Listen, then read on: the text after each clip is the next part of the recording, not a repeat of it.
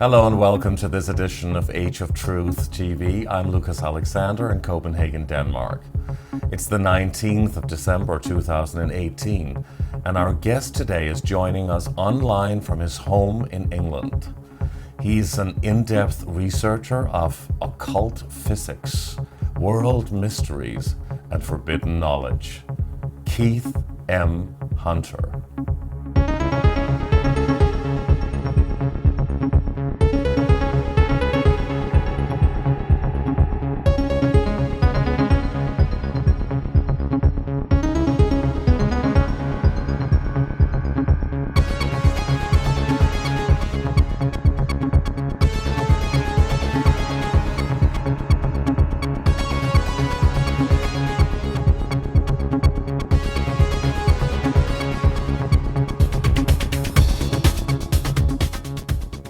Keith M. Hunter, occult physics, world mysteries, and forbidden knowledge. That sounds really extraordinary and very fascinating.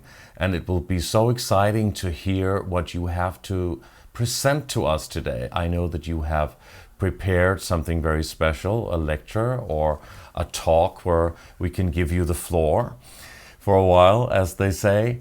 But first of all, I would like to ask you a couple of questions, a couple of direct questions, and I'd like to just talk to you for a moment before you can take over a bit. So first of all, welcome to the show and thank you for doing this interview with Age of Truth TV. It's good to be here. It's good to be here.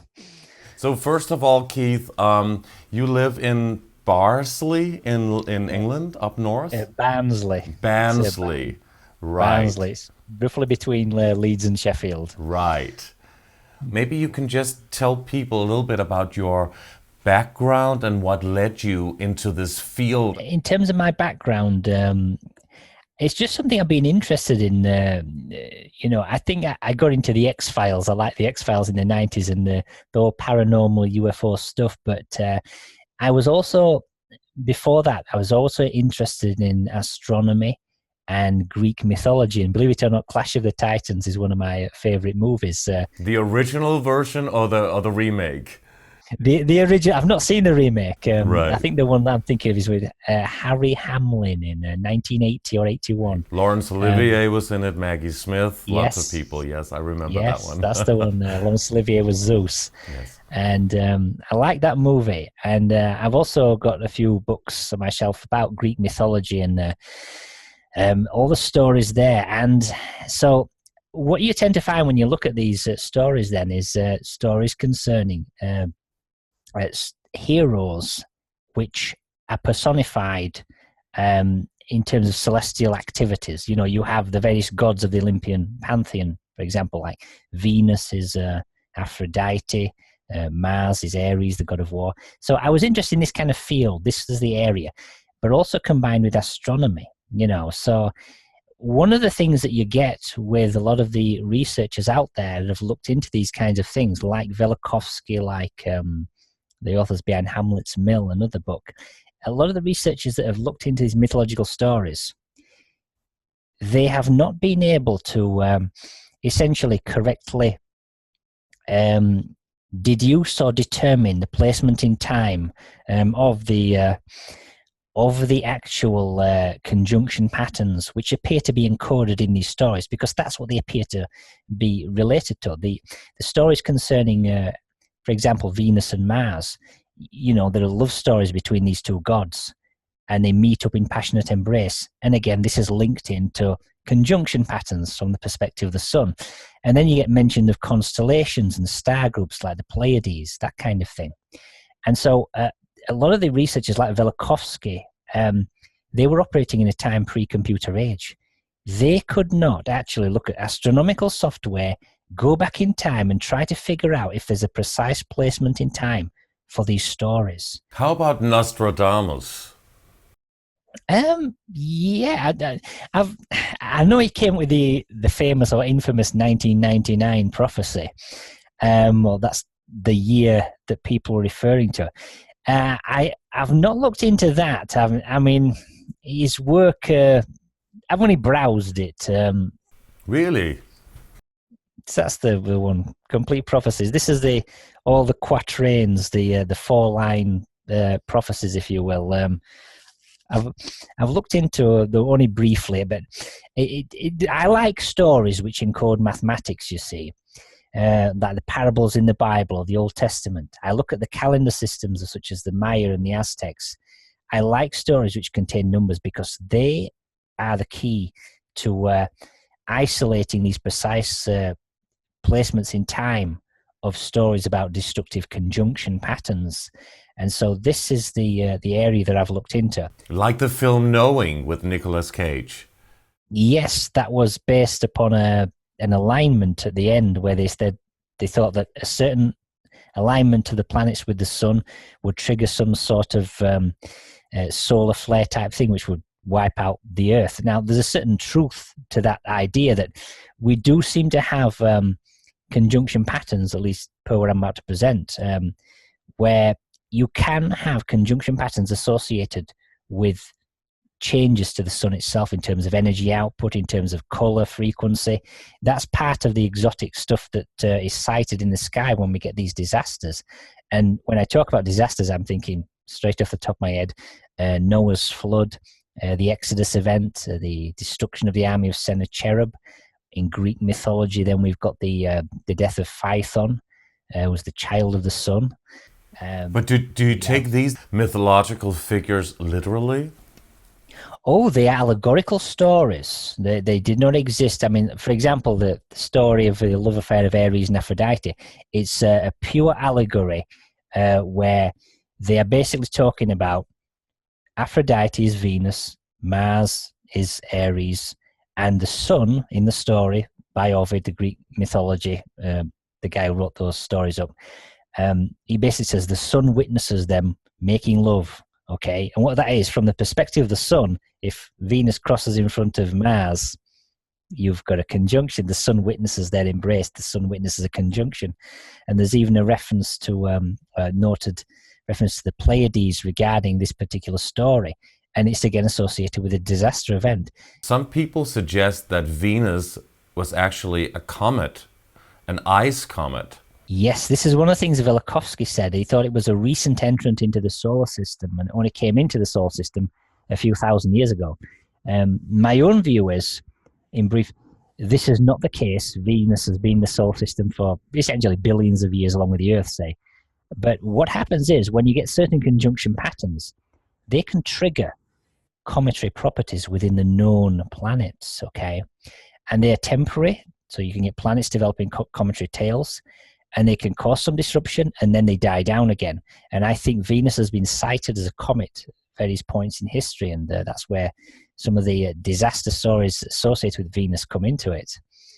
So the presentation I've got then is one which I'm going to show you certain precise dates for, such as the Exodus alignment. I'm going to show you precise dates for Noah's flood, the destruction of the army of Sennacherib in the Bible, the Amos prophecy. I'm going to show you the earthquake of Amos as forecast mid-8th century BC, and also Revelation 12 and Crucifixion Day. I'm also going to get into the future alignments that may well be at hand, which may well be destructive. But that's going to be tied in itself into the Gospels of Jesus. So you're going to find out the precise dates of certain key things like when was Jesus born, when was he baptized, when did John the Baptist die. These are crucial dates because the parables contain numbers in various stories, and these are calendar adjustments that target certain key dates within the life of Jesus, which you then use to set in motion calendar systems, either based on 360-day cycles or 3,200-day cycles, which target future alignments of destruction many centuries, if not thousands of years in advance. History lessons in school, meaning when we're children and we're being taught about world history and historical events, are we being told the truth? Are we being told the correct version of world history, in your opinion? What I would say is the one major point that is left out of history is this. We appear to have had civilizations in the past which were very advanced one way or another. Now, what that might mean, when we look at some of the population statistics going backwards, yes, if you go back many thousands of years, the population was less. But we do appear to have evidence of remnants of high technology. Some of them are structural, like, say, the pyramids at Giza, Stonehenge. And then we've got other things like calendar systems, which seem to have an uncanny way of tracking and targeting conjunction patterns over many thousands of years with extreme accuracy. And that's one of the things I'm going to get into, proving that point. Like the Mayan calendar? Yes, the long count and the calendar round. And once you understand how accurately they target these conjunction patterns, immediately you've got to say, well, they had to know the planets had elliptical orbits. They had to know about precession. In other words, the models that they had to have even created these calendar systems mean that they knew what we know right now that we've only developed in terms of the last couple of decades or so with computers and advanced telescopes and elliptical geometry of mathematics for actually looking at the orbits of the planets and whatever. So when you look at these remnants of high technology, it's very clear that somebody had a great civilization and that for some reason they've been wiped out. And this appears to be periodic. Periodically, we have severe climate changes, meteor showers, changes in the sun's climate, and they can be sudden, and then the effects can last centuries. But we seem to have these events where a lot of layer of high technology and knowledge is either wiped out or infrastructure, and then you have the remnants of it. So that's the part that's missing from what people are taught at school. We're supposed to believe that just the further back you go, everybody knew less and everybody was more primitive, and that's just not the case. So we actually don't have global warming and the whole climate change situation and scare that we hear on the news. Well, you can look at the geophysical record. You know how they talk about geological time going back millions of years, and there's all kinds of charts, whatever you. But I suppose if we were to just concentrate, say, upon going back about 13,000 years to the end of last ice age, we have had a lot of different things happen, usually every several centuries, maybe every 1,000 years or so, when we can have things like, one instance springs to mind, 3900 BC, we've got evidence of what's called a sudden aridification event. The world suddenly became more arid, dry, deserts expanded, there was human migration near the Nile, and it was something that seemed to happen again in just several years, maybe a decade or so, and then the effects lasted for several centuries with only a partial recovery. So you're thinking, was that some sudden output change of the sun? That kind of thing. We've got the medieval warming period. We have sometimes sudden drops in temperature, which seem to last a while as well. And then we've got sea level changes. So we have these effects that are all part of embedded history going back. And, I think that the whole climate change thing is kind of ignoring the powerful effects of the solar system and especially the sun. One of the things that we can have is a sudden change, as I say, in the sun's output, say, and that could change dramatically the entire climate on the planet. And that's got nothing to do with man-made carbon fuels and whatever. So I think that all this stuff about the climate change theory there, I don't really buy it, personally speaking. I think it's the effect we're having is minuscule. And even the models that the scientists can come up with, as good as they are, if some event occurs to suddenly change things, the model's thrown out the window. If there's something changes with the sun, it is what it is. Well, if you don't buy the whole climate change story that we're being told by the media, why do you think it is such a huge situation in the world right now? It's part of politics. It's really being implemented heavily in all the news outlets and on television. Why do you think that is? I think it's pure politics in terms of power, and I think there are certain, groups that they've got general, you may call depopulation agendas. You know, they've kind of looked at, say, the West, and they've looked at the stuff that we're doing, and then looked at the rest of the world, and then they've thought, well, if the rest of the world somehow catches up to us, the effects are going to be catastrophic. You know what I mean? So I do think that there's a suppression of this kind of stuff. I think some of it's related to freedom.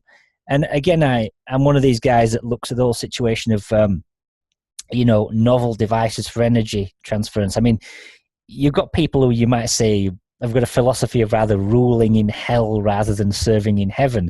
You know, we get patent suppression, you know, that line's from Milton, by the way. We've got patent suppression where, you know, the patent systems, you know, when a person inventor gets one, say they've got a device which can has an energy output, say coefficient greater than 1 or whatever, you know, and if it's too good and you submit it for a patent thing, the governments, the military, they just look at them, and if it's something that could be militarized, they just suppress it and write back to you and say, you can't talk about it anymore. It's almost like a filter system. There's things in America where people have actually got data showing you how many patents are just covered by secrecy order. So we have a blatant system where we don't allow certain inventions, and we could have clean energy, but they go down the fossil fuel road, you know, fossil fuel road. So we're getting the pollution in that sense. We do have things which cause real pollution, you know, processes in the environment, which are unnecessary. But if they give a certain group power and control over people, they're willing to have a polluted environment, you know. They're just willing to do that. So it's in order to control the people, and is it fear-mongering that they're doing the global warming scare? Because a lot of people would certainly not believe that it's a lie. Well, I do think it's a fear thing, you know. That's one of the biggest motivators. If you can get people scared to death, they run to the government. Save us, government, you know. It's that kind of thing. So I do think that they are trying to control, very broadly speaking, you know, the people themselves, because they're locked into all the fossil fuel stuff. They're locked into things like these inefficient technologies. They could replace them, but they won't because they lose power. But then when they've got them, they're wanting to restrict their usage and claim, hey, they're polluting the atmosphere and whatever. So now you need to reduce how much there is. It's all about control, you know. It's never been anything other than about control. But how can the media or politicians or the people in power control anyone by saying there's a global warming situation, climate change? Well, it's basically about the governments being controlled. You know, I think that the major industries, the banking interests and whatever, you know, and now they're tied into corporations, they're all just looking after each other.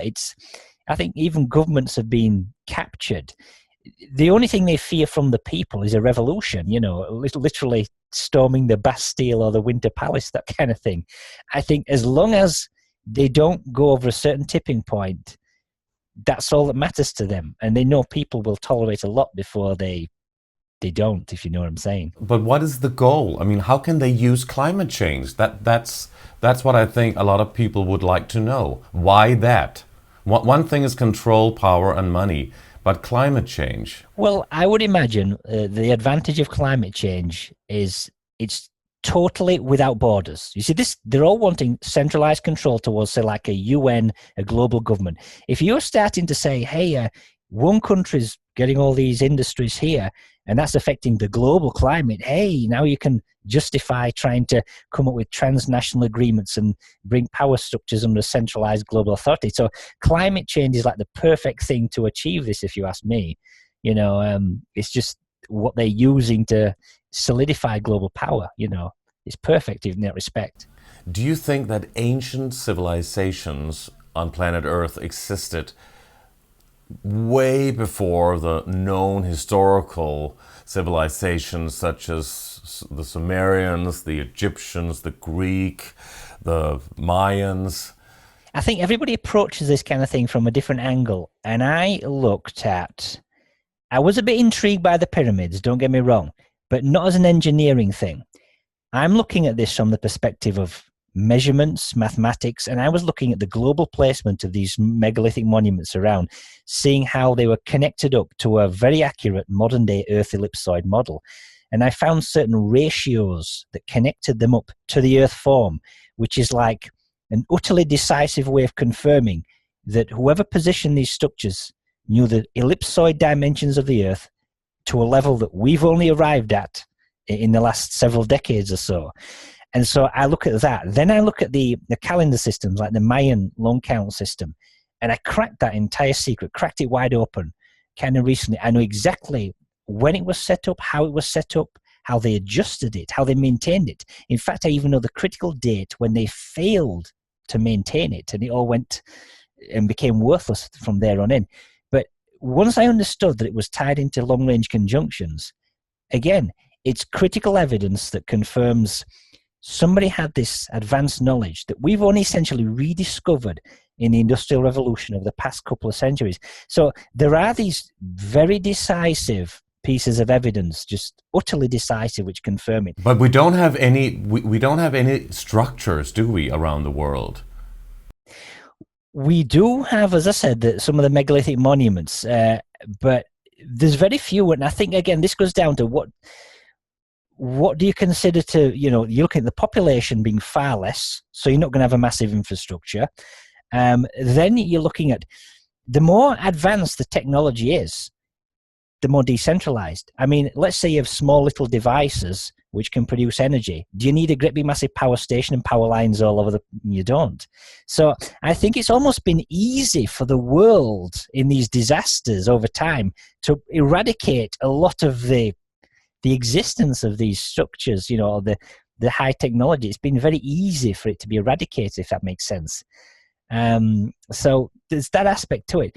I'm one of these guys that does think we've had visitations, and they've never really stopped. They've been going on from various advanced cultures. And I do think that at key times, especially around disaster times when conjunction patterns will be present, it's as if the beings know to show up, and they tend to give us, they'll like refresh our memories, and they give us knowledge of these calendar systems to forecast disasters. And this is imparted to a certain human elite.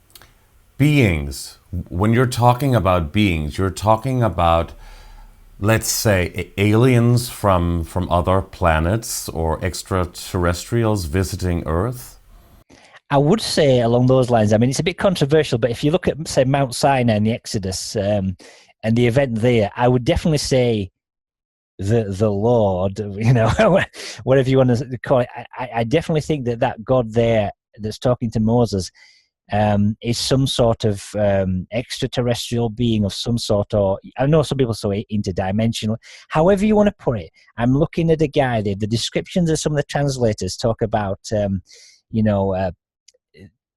the Lord coming down in a craft. I mean, some of the interpretations of the translations, they talk about that. So I do think that we have had contact on a level which we might think of as they land in a craft, they pop out, or, there's a can.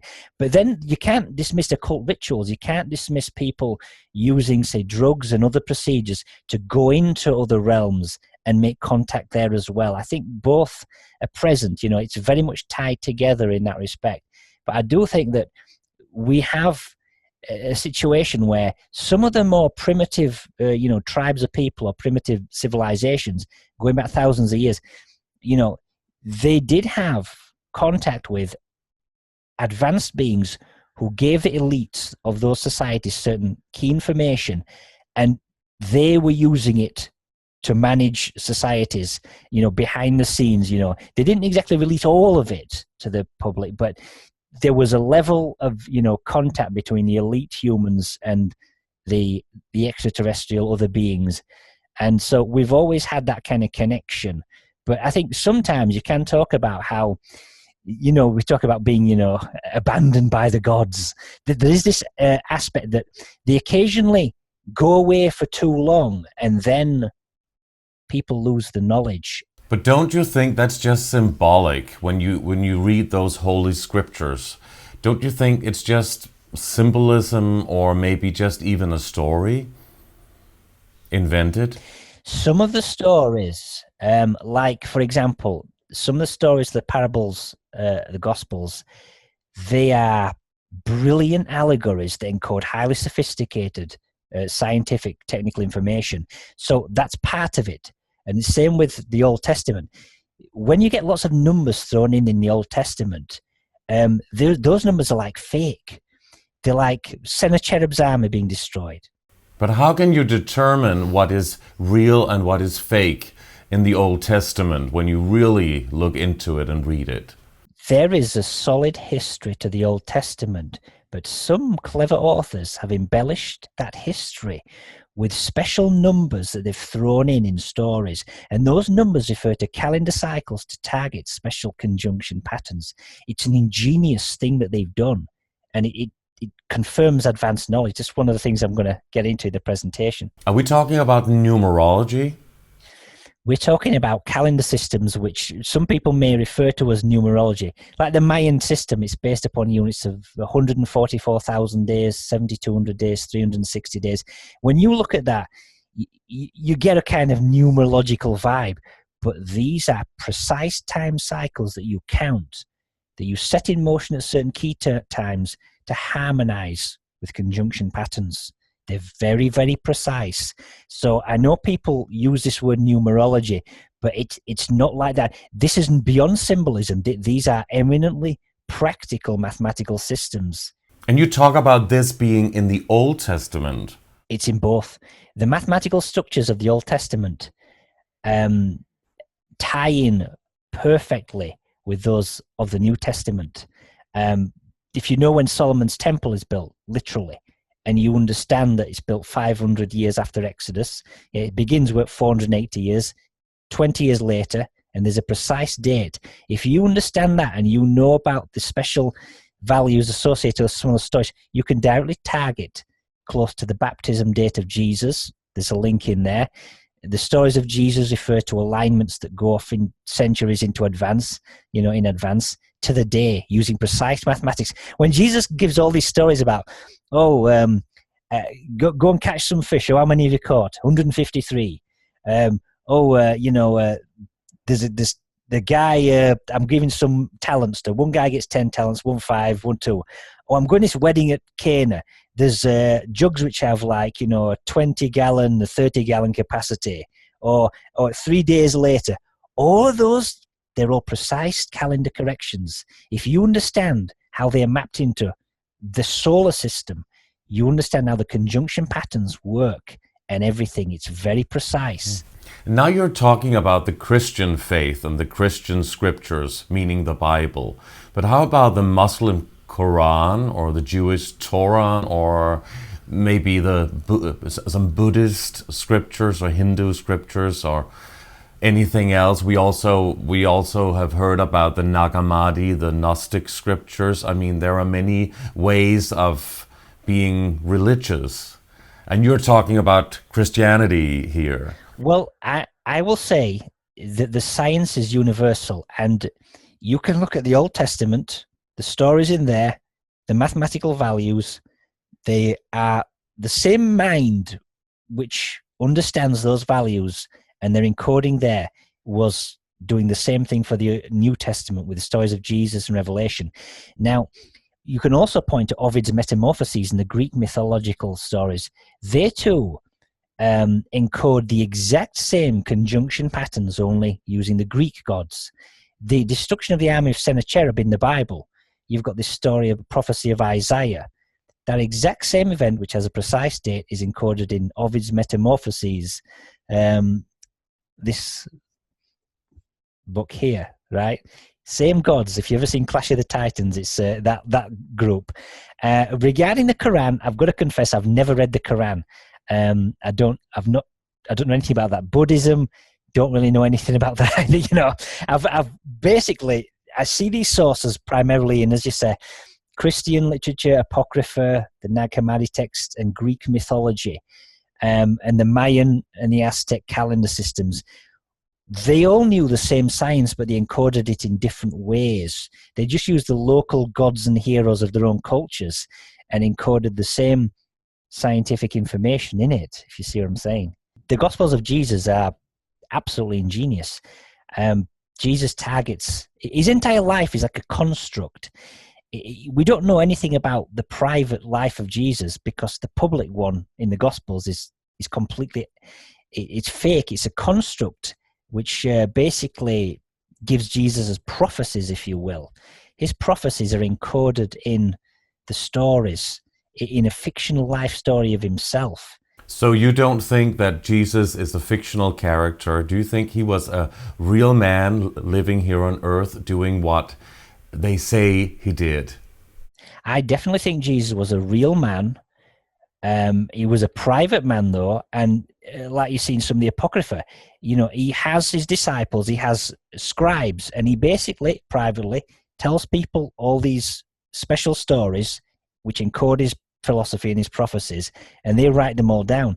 And they were disseminated, in my opinion, after Jesus naturally died, so to speak.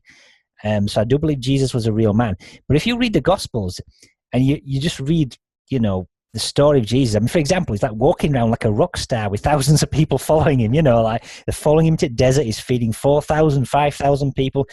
You've got this story of a guy that's all over the place and everybody seems to know who he is. All of that is not true. Those stories are allegories. The 4,000 people, for example, he feeds, it's 4,000 days. You've got to know where it is in time, though, because it targets certain conjunction patterns. So, the entire story of Jesus as given in the Bible, he has very cleverly used himself as the central character in a constructed life which encodes calendrical data about future disasters and whatever. So Jesus was the real person. He's like the mastermind behind the Gospels, if you will. How do you know this? My understanding of what Jesus was or who he was is based upon the Gospels themselves and understanding absolutely decisively that these stories do have a precise placement in time. When Jesus, for example, there's a story about a wedding at Cana. There's a precise date when that happened. When Jesus is baptized, there's a precise date when that happens as well. When he's born, there's a precise date, and it ties in to special alignments. So I know that the story is given is a construct based upon events going off in the solar system at different times. Okay, so I absolutely know that that's what they are. So I know that they are not to be taken literally in that sense. But if you look at some of the descriptions given by Jesus, we often talk about, magicians and whatever, you're doing magical workings. And they always say in the literature, they've got to pick the right time when the planets are all in a certain position, and the moon's here at this angle, etc., etc.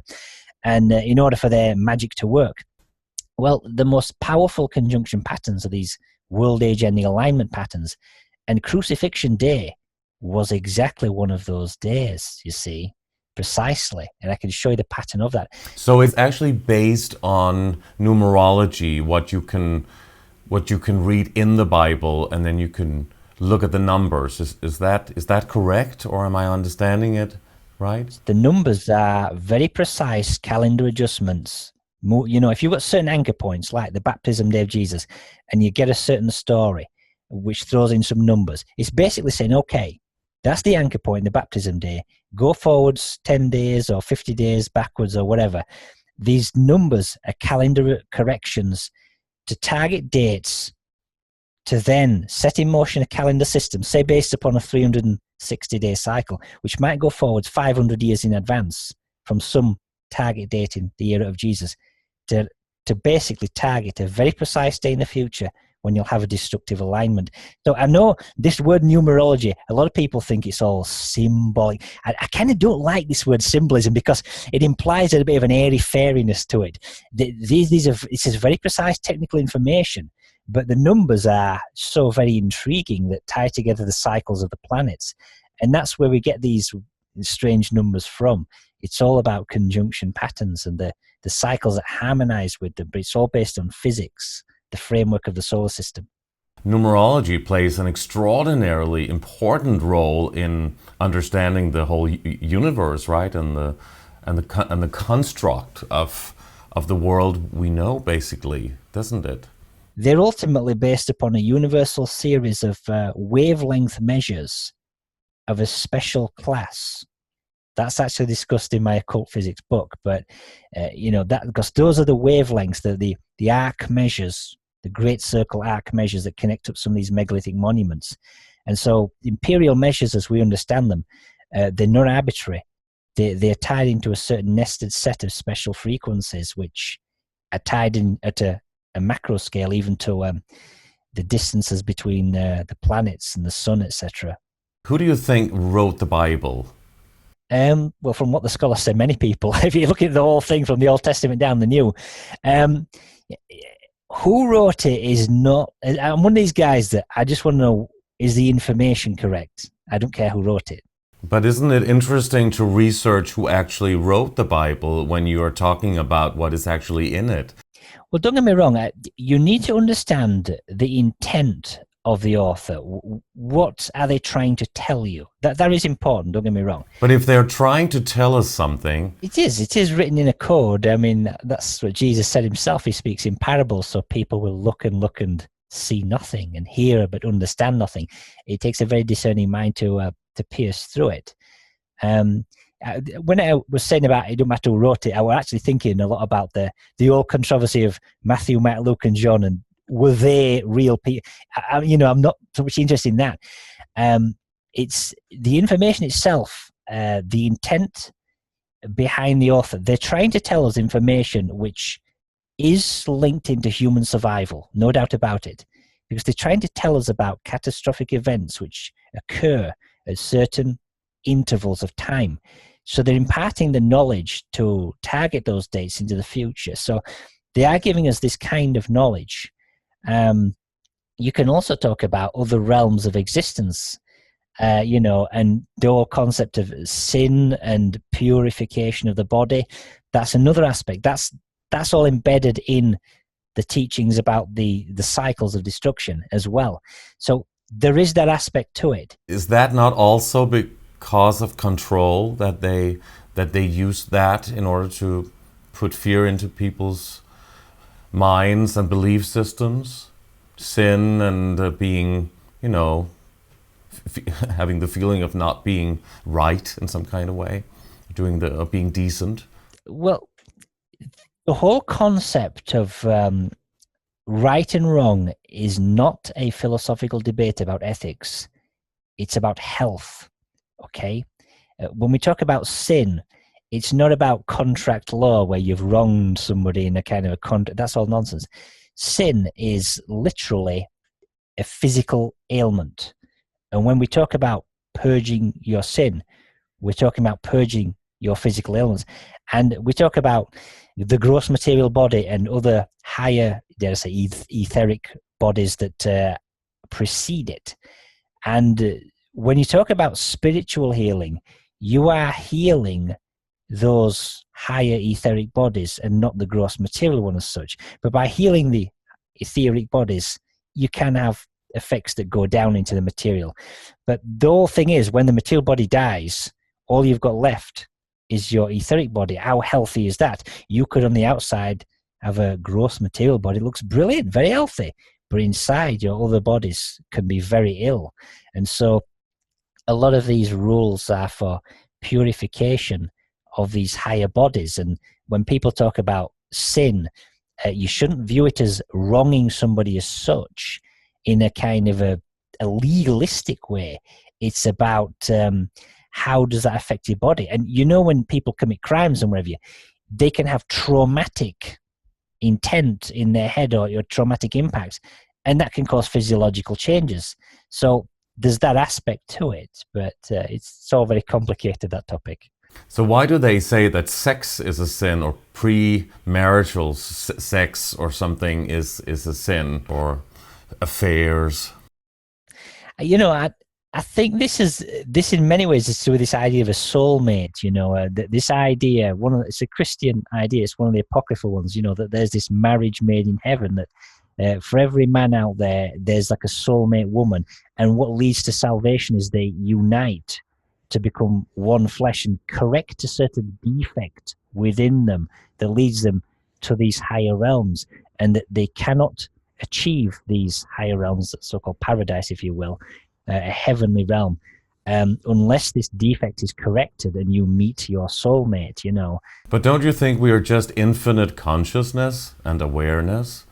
It's still an unfolding universe, though. There's still creation still unfolds. Yeah, you can just say, yeah, we are, but we're still playing a game in the universe. We're still experiencing things. So why is there so many things that we do wrong and called a sin, instead of being on a more loving and caring vibration, and not spread so much fear and hatred and the feeling of not being correct to people? Why do the churches do that, do you think?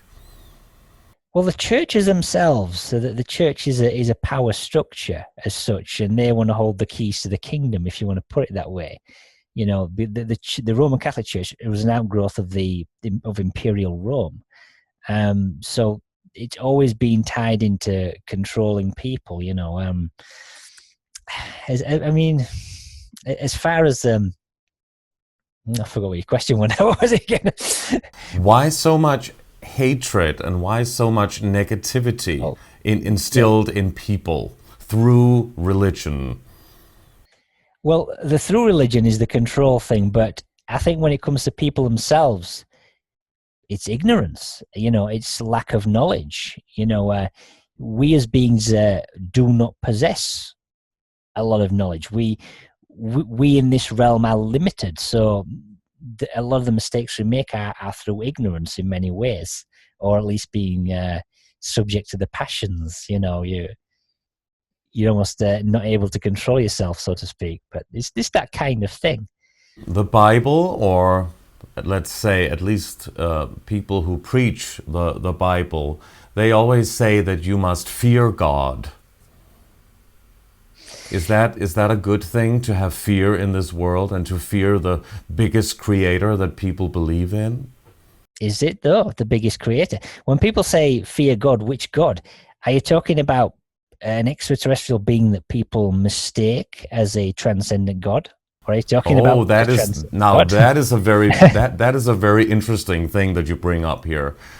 Do you think that God is an extraterrestrial figure? No, I do think there is an ultimate creator entity, if you want to put it that way. A real physical entity? No, an ultimate being. You know, you can come out with all these words like, you know, an ultimate source, a godhead, etc. I'm just saying that that's a transcendent God, as a creator behind creation, as in an ultimate sense. I absolutely believe that. But what I am saying is, when you go back to just several thousand years ago, and you have encounters, and other people, for example, they're talking to the Lord at Mount Sinai. I don't think that that's a transcendent God. I think that's some sort of extraterrestrial being, a kind of flesh and blood being, you know, that's got high technology or whatever. I just think that that's kind of what's going on. So people, I think, the way that things seem to have developed, in my understanding, just from looking at it, is people, it's like the Jewish people, from what I gather, if you would ask me, go back to Moses, right at Mount Sinai, and you look at the people there, would they say to you that they had a religion with respect to this God? I bet they wouldn't know what you were talking about. What they'd say is, we've got a political treaty, this covenant we've got with this guy. He looks after us. We are loyal to him in a here and now sense. I heard a rabbi talk about this, and he said, when it comes down to the Bible in the Old Testament, he said, don't look for the hereafter. It's not there. It's this God is going to effectively protect the people in the here and now. They're going to be loyal to him in the here and now. The difference between that and, say, Christianity is, with Christianity, Jesus is not really concerned about the here and now. He's only concerned about the hereafter. He's saying, build up treasures in heaven. When you die, where's your soul going to go? That's what you need to be concerned about. That is what is written in the Bible. Yeah, the Old Testament stuff, though, I don't even regard Judaism as a religion as such. It's a political treaty with a specific extraterrestrial. And let's say that extraterrestrials died. I mean, what's the covenant worth then? What kind of extraterrestrial species are we talking about, do you think? who were I on have Earth at no that time? idea. All I'd say is I'd look at the craft and I'd say we're looking at some, as a speculative guess, some kind of humanoid beings. What is referred to as the Nordics or other types? I I have no idea, but I will say this. One of the things I have discovered regarding the calendar systems of the Mayans, they had an 819-day cycle, for example. The Jewish people, the Hebrews at Mount Sinai, were given exactly the same calendar systems. So I think you're dealing with a race of beings that roughly around that time were giving this knowledge to various different societies simultaneously around the world, you know. So the Hebrews had their interpretation of this being that they encountered there. Other people had a different interpretation, but I think with the same race of beings. It was just the knowledge imparted was, in many ways, it's the same calendrical knowledge, but they've kind of had their own seemingly custom-made interactions with these beings. But I don't know whether there's any descriptions in terms of what God, the Lord, Yahweh look like at Mount Sinai. I don't think there is, So I don't know whether you're talking about. You said Nordics, or I think other people talk about reptilians. I haven't a clue. I haven't a clue. Have you studied this aspect of, let's say, truth research and UFO research? A lot of people talking about different species from other planetary systems, but also visiting Earth. Do you believe that we are visited and that there are these extraterrestrial beings here on Earth actually now? Oh yes, I don't think that they've ever not been visiting as such, or at least that there might be times when they come to see us, and I think they do tend to show up when we have these disaster alignments. They tend to be more of a heightened presence, and they seem to want to impart knowledge about that. Like there's a lot of, I suppose, UFO contactees talk about disaster alignments or disasters coming up in the near future. There always seems to be that kind of sense that they do want to tell us about these disasters, but I don't think they're necessarily active in guiding us except at these critical times. That's just my opinion. But that entire area, I have not looked in depth about UFO stuff. I'm more casual. I'm aware of it here and there, but my focus has just mainly been on as I said, the megalithic monuments, the placements, systems of measure, the solar system and calendar systems and conjunction patterns. It's not really been looking into all the UFO stuff. I'm aware of it, but it's not something I've really gone into in depth.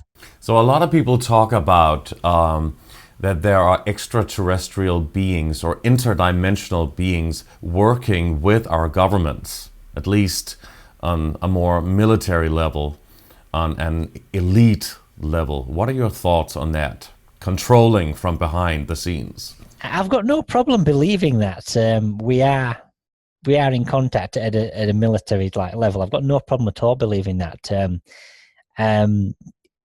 What exactly the ETs are getting from it is, that's an interesting point. That's probably the most interesting point. I know what our military guys want. They want bigger bombs and stuff. They want, they want all this military stuff. They're looking at this from a strategic threat point of view, I suppose. Is that not just to create conflict in the world, to have constant conflict, in order for people to believe that there is a major conflict that you have to fear? The motives of these ETs is a tricky one. I don't entirely know. I mean, what they just might be explorers. They might have the mentality, some of them, of explorers, not so much conquerors. Some might be interested in certain things to do with the planet, but I don't know. I don't know what to say about that. It all seems to be if they are interested in us, and you look at some of the UFO stuff and the contactees, they're probably interested in DNA, human DNA, bloodline information. They're probably interested in that kind of thing and not the material resources of the planet. I think there to be something like that. And they wouldn't necessarily need to make their presence known en masse to the world, I think, to achieve whatever it is they're here for. I just don't think that they're concerned much with that. Just my opinion, In the Nag Hammadi Gnostic writings, they talk about archons being like an interdimensional race, or like entities, really grim, evil entities feeding on human beings' souls and fear, like demons, or the Muslims call them the jinn. And they talk about feeding on fear. That is their food, say soul food. They need us as that kind of resource, like we need food and water. And through those entities, which may not be physical, although some suggest they can take physical form, some say that they work through the governments, through either reptilian races or whatever race is present there, if that is even the truth. As far as the archons go, that's a tricky one. I know it's what you're talking about, because I've got it right here. That's the one you're talking about. Oh, there it is. Yes. Please hold that up for our viewers one more time so we can see it a little longer. Yes, the Nag Hammadi library. The books in here, some of my favourites, you might say, to talk about the archons, is On the Origin of the World, the Hypostasis of the Archons, or something like that. This is a tricky one, because there's a lot of stories where, on the one hand, you're thinking, is it referring to a specific being, dare I say flesh and blood, but energetic, an entity, talking to us, for example, like, chasing Eve or whatever, or Adam, and trying to capture their soul energy, things like that. Is it something like that, or is it a story that's been constructed, which is trying to convey real history, but it's a difficult one. The archons, in the way they're described and the way they're brought into being from their leader, this Yaldabaoth, was supposed to be an ignorant god. The idea is you've got this framework, which is perfect, that's extended forth from the Godhead. And it's like qualitatively different principles of nature activated to manifest this perfect framework from the Godhead, until you get to a point where it's like reaching the elastic limit. It's like something very natural that a rupture appears. And it's like, the analogy is counterfeiting, creating money from nothing backed up by nothing. It's like a qualitative principle of counterfeiting occurs to create the next series of emanations, which mirrors this perfect realm, but it's like defective, the world of matter, this lower realm that we're in. And that we're supposedly particles of light composed of the stuff of this higher realm, but inside this lower realm. And this is when we talked about the marriage made in heaven. It's like, in order for us to reach the higher realm, every man has got to find their woman soulmate, and they unite.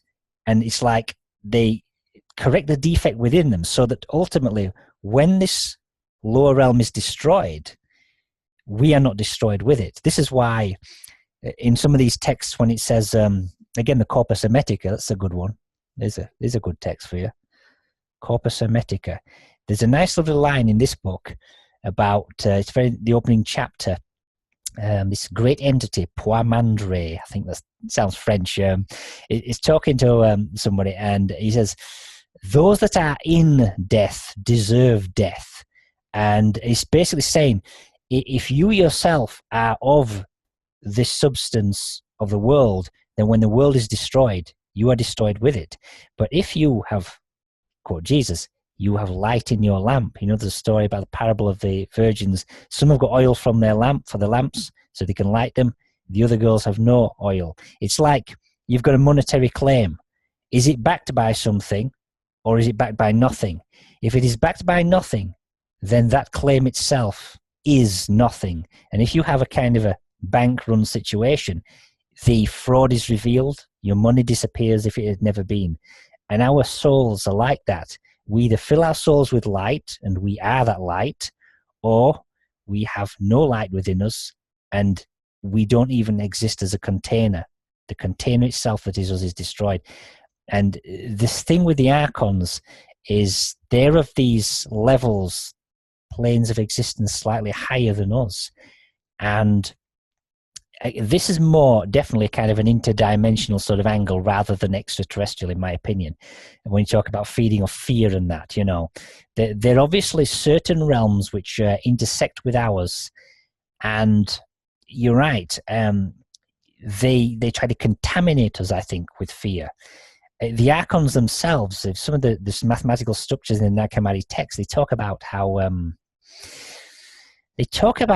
there are certain, you know, they almost like list them, almost like in Greek mythology. You know, like you've got a god for every disposition. Like there's a god of sleep, a god of passion. There's got the Furies.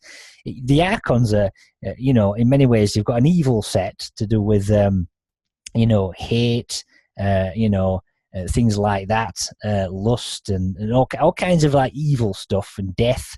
And then you've got ones for life and love and all the rest of it. Why is lust evil? Don't ask me.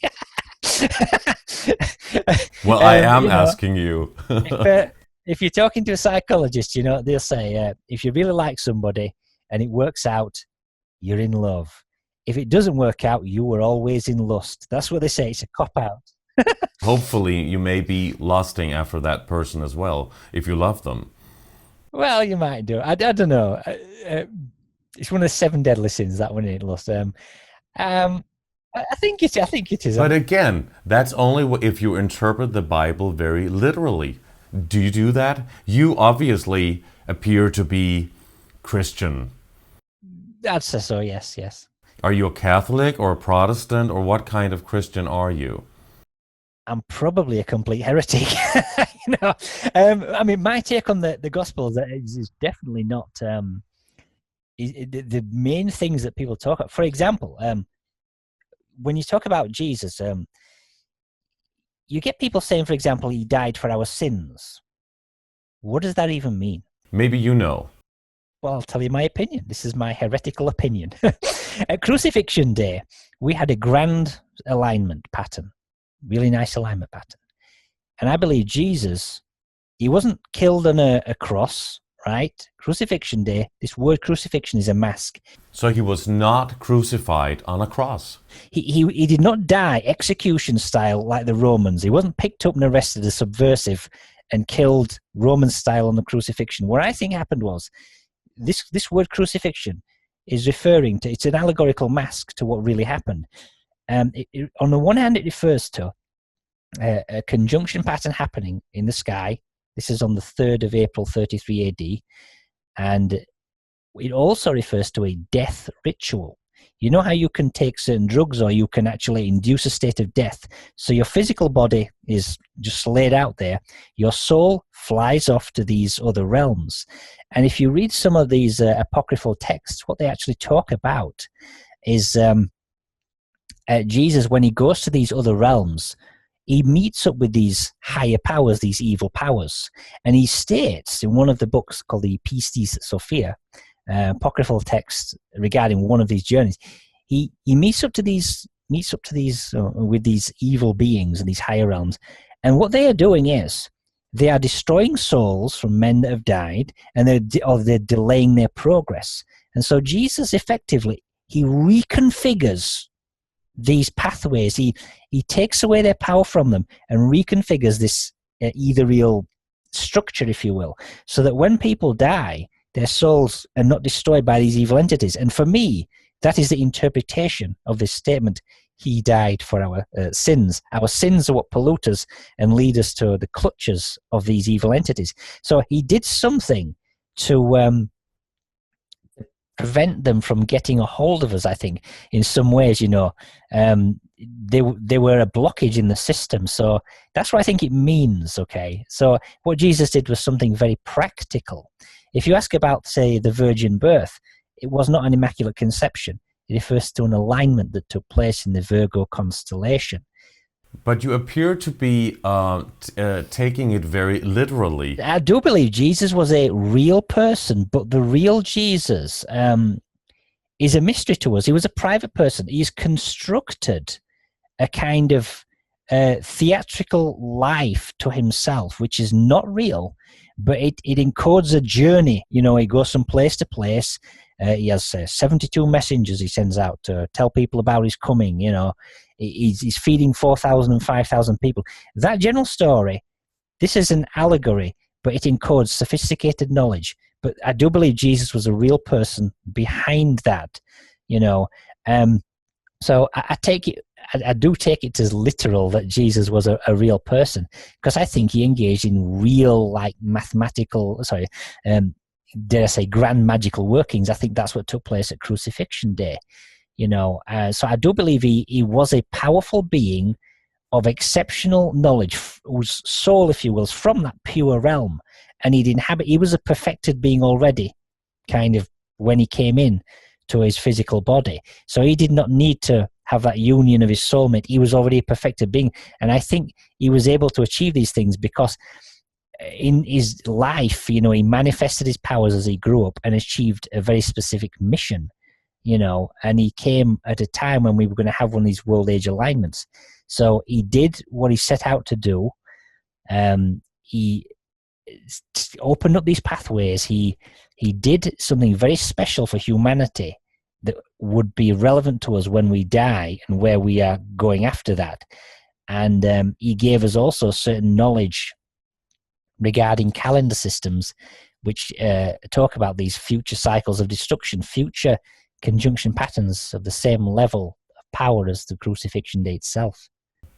A lot of people these days are beginning to talk about these archons, or the demiurge, or the jinn, demons, sometimes taking form as angels. People suggest that they have constructed this great white light frequency that people call heaven.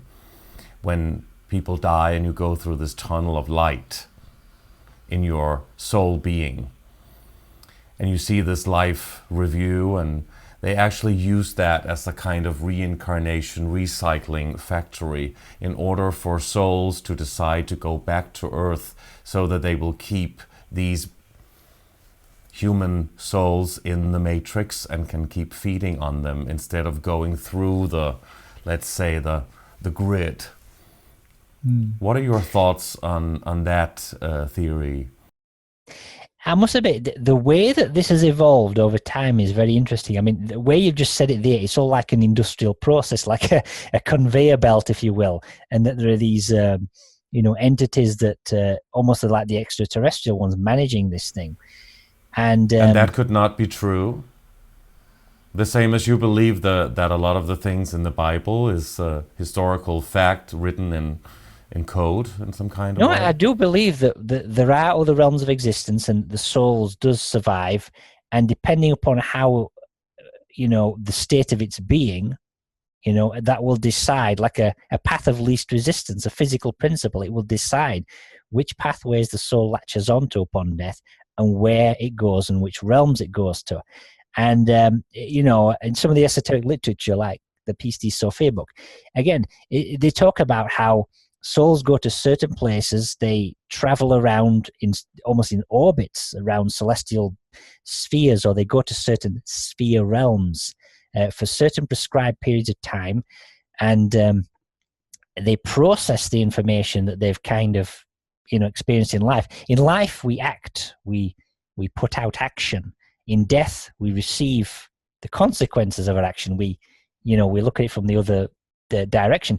But then they talk about if you go back onto Earth, you drink a cup of forgetfulness. You forget your past lives beyond that.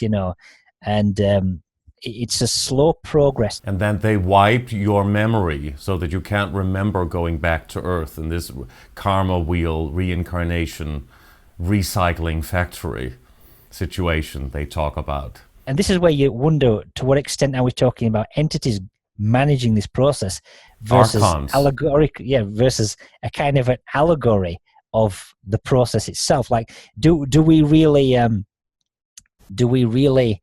when we die go to these realms?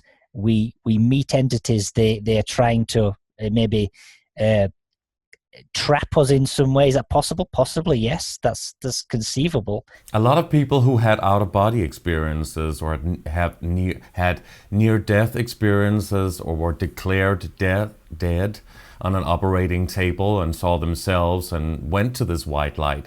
A lot of people who are, some are Christians, some are Hindus, some are Muslims, and some are atheists, and people more or less say the same thing. At least there are so many descriptions of seeing this white light realm and these possibly family members. And if you're a Christian, you see Jesus. If you're a Muslim, you see Muhammad or Buddha or whatever you believe in, you see and you experience. And in that way, you can stay in this matrix, in this belief system. What do you think about that? I don't know whether just, I mean, this is it. What is it that keeps you in the belief system? What is it that keeps you in the matrix? If you would ask if you were to consult the Christian literature, they would say, you have not been perfected. You know, you are still on the journey to perfecting yourself and finding your soulmate. And again, that's a bit heretical because standard Christians say there's only one life. I'm saying there's multiple, okay? But if you go beyond the Christian scriptures, if you talk about maybe the soul or this infinite frequency energy that we are when we're not in a physical body, is maybe pure perfection, but still is great awareness. Then maybe mind control is still going on when you're just outside of the three-dimensional plane. And you go beyond that, maybe to the fourth or fifth dimension, wherever this white light frequency may be. But as they suggest, still within this grid in the matrix. I'm not entirely sure where you're going with this. I mean, does this challenge your belief system? I mean, sure, we have pathways. I think that souls go down and there are other realms of existence. And as far as what we experience, you know, there are probably higher lessons to be learnt on these other planes, or maybe even lower planes even. But, you know, it doesn't affect my belief system as such. I mean, you know, it is what it is. I do think that there's a certain aspect to the way that we are communicating. You know, when it's like you just said about, you know, if you're Muslim, you'll see Muhammad. If you're a Christian, you'll see Jesus, etc. I think that sometimes we ourselves, if we want to be taught something, or if somebody needs to communicate information to us, or we need to understand it, we have to create an environment that we are familiar with in order for that information to be conveyed to us. And this is why when you use some of these near-death experiences, some people come with experiences which are, if they're a devout Christian, hey, we're burning in hellfire here, you know, there's that guy over there with a pitchfork and all a pointed tail, you know, they go down that road because it's the kind of thing that they believed in. So the picture of hell to them is going to be like that. Another person's hell might be just as traumatic, but it could be something completely different in its format. Why is one religion better than the other? Why must you either be a Christian or a Muslim or a Hindu or a Jew or anything else if what you see when you die is in alignment with your belief system? Well, I'm only talking about this in terms of a communication of information. When you ask me if I'm a Christian, I can actually say, look, there's a universal knowledge here. This knowledge is encoded in Christian texts, it's encoded in Greek mythology, it's encoded in the Mayan systems, you know. I'm more familiar with Christianity than those other systems, but universal knowledge is universal knowledge, you know, it is what it is. But everybody, when they're trying to teach that knowledge to their own culture or whatever, you know, they will create certain gods and heroes or certain ways of encoding it, which may all seem kind of different. And from that, you might have a basis of a, quote, religion, if you know what I'm saying. Fair enough. But it just, to me, looks like when you die, I do believe there are universal rules that govern the soul. There's just different ways of encoding this in different traditions, and they probably have got the same core truth underneath it all. but we've just got different aspects. I think in Egyptian myth is that your soul is balanced against the feather of Mat, and if you're light-hearted or you're too heavy, you go into the mouth of this big crocodile or something like that, And again, that's just their way of explaining this stuff. There's similar things in Christian mythology. They talk about this hell realm called the Outer Darkness, and it's got 12 rulers, and they've all got different faces, like a lion, or a bear, or a crocodile and stuff like that, and they torment people. But on the other hand, that very same description of the Archon says there are 12 rulers, they are one in the other, and if you speak any one of their names, you speak them all. What they're describing is a resonant waveform, because if you click one frequency, you can trigger off a harmonic series, and it's a musical thing. So they, on the one hand, saying this hell realm, there's all these creatures. I'm going to throw that motif in about creatures. There's 12 rulers, different creatures, but it's all about frequencies, And so this is where things get very complicated, where people are trying to explain, how exactly you can have the construct for these hell realms. I mean, even the mathematics of it, when it talks about hell being a fire burning. So you've got these different realms. Below this one is a realm called the Amente in the Pistis Sophia structure. Then below that's the chaos, and then below that is the outer darkness. And when Jesus is asked about these things, he starts talking, well, the fire in the chaos is of a certain number, and the fire of the outer darkness is 70 times 7 times more intense. So he's actually giving all the mathematical structure of the intensities of these fires. And then, so there's almost a kind of numerological system to it in that respect. But it's precise physics, but then he's trying to give you qualitative descriptions of creatures to sort of give you some understanding of the mathematics and the waveforms, so this is why, when you think about are we taking this literally or not, you're thinking, well, that's how complicated it is, because it's like you've got allegory mixed in with literalism. Could we go to realms where we have an actual realm where we're in this arena, here we are, our soul, there are other evil entities, and they really are tormenting us, torturing us, and they are very real and separate from ourselves, not our imagination, but an actual different realm? Could we have that? And are some of these stories hinting at that reality? And are some of them maybe mixing in that with an allegorical description? Because it's like I said about the Greek mythologies, you can have somebody who goes to sleep. Well, we could understand the person. Yeah, I just went to sleep. I went over my bed and I fell asleep. But in Greek mythology, there's a god called sleep. He's like got a physical characteristics, and he goes over and he causes people to go to sleep. You know what I mean? So you can see how the mix is in there between people talking about actual entities versus an allegory. It's all very mixed up, it's hard to separate sometimes. So you don't think we are perfect beings who can actually decide and make the decisions what we want to do, but can be led in another direction if somebody would benefit from it? I'm actually thinking about some of the encounters that I've heard Grant Cameron talk about, the UFO researcher, and he said that a lot of these contactees, he said something like, at one point, like 42% of them said, at one point in the experience, they knew the secret to the entire universe. They knew absolutely everything, like perfect omniscience.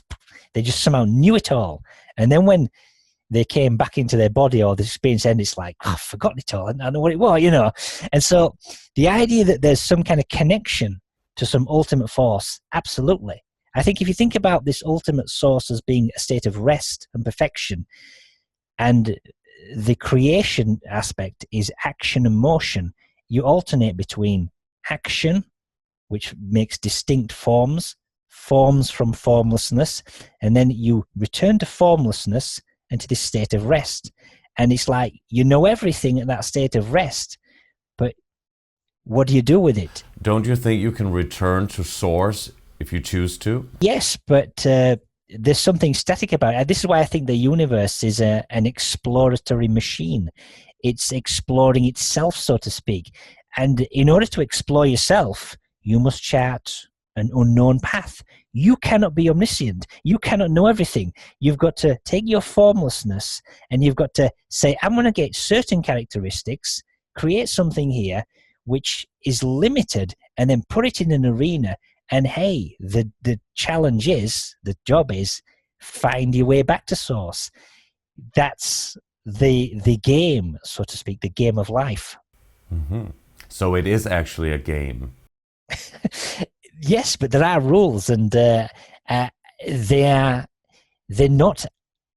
You know, when we think about people who are evil saying, "Hey, they can get away with anything," I think that they think that the rules that the universe operates by don't apply to them. They've got this idea that there's a kind of empty arena where you've just got matter stuff, and you've got, a quote, inherent laws, if you will, governing particles moving around in some form.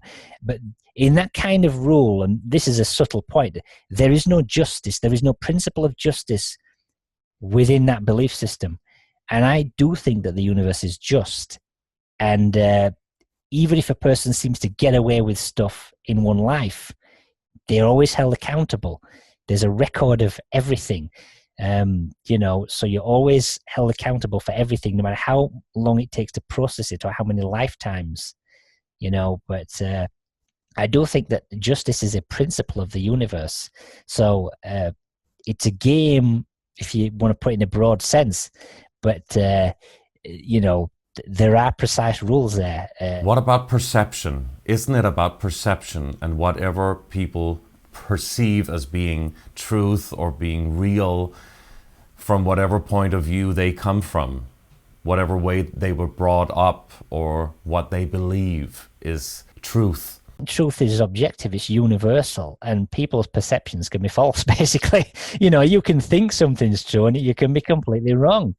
You might think that flame over there is not hot, and then, oh my God, you just touch it, and then, that was very pink. But you believe that your belief system is right? I believe I've discovered certain truths about these texts, but if you ask me, do I have some kind of perfected belief system that I'm comfortable with? The answer is no. I'm not going to tell you I know all about Christian doctrine. I don't. I'm just a guy that has just looked at certain things, and I think I've discovered certain core truths in certain areas, but I'm not going to tell you I've got some amazing position I'm defending. I'm only defending, if you will, if you want to talk about the theories I've got, I'm defending those based upon specific citations and specific proofs. I just certainly don't know everything.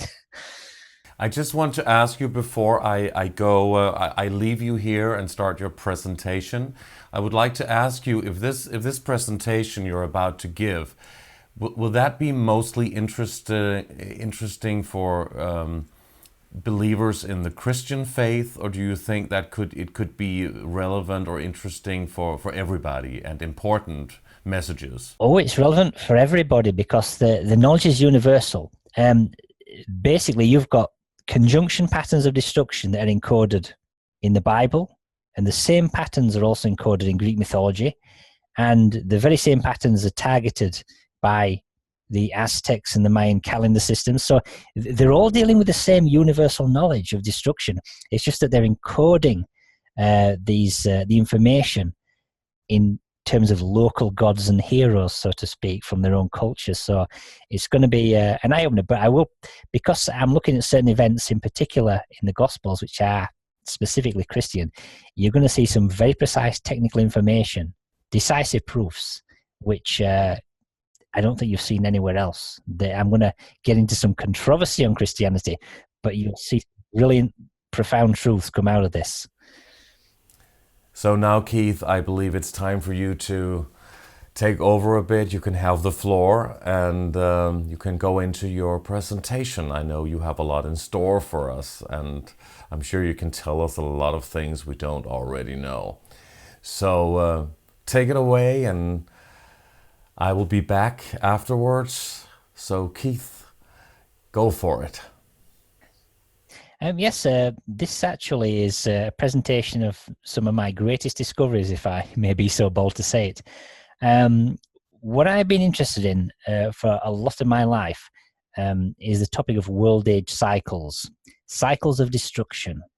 And it's this idea, and a lot of researchers have looked into this, that going back in the history of our planet, and not so much on geological time, millions of years, but just going back over the course of several thousand years or so, we've had lots of disasters which have suddenly struck the Earth. And there's lots of physical evidence of this, you know, in terms of analyses of various sediments, flooding levels, all kinds of evidence of a scientific nature, magnetic field disturbances, etc. Tsunamis, maybe.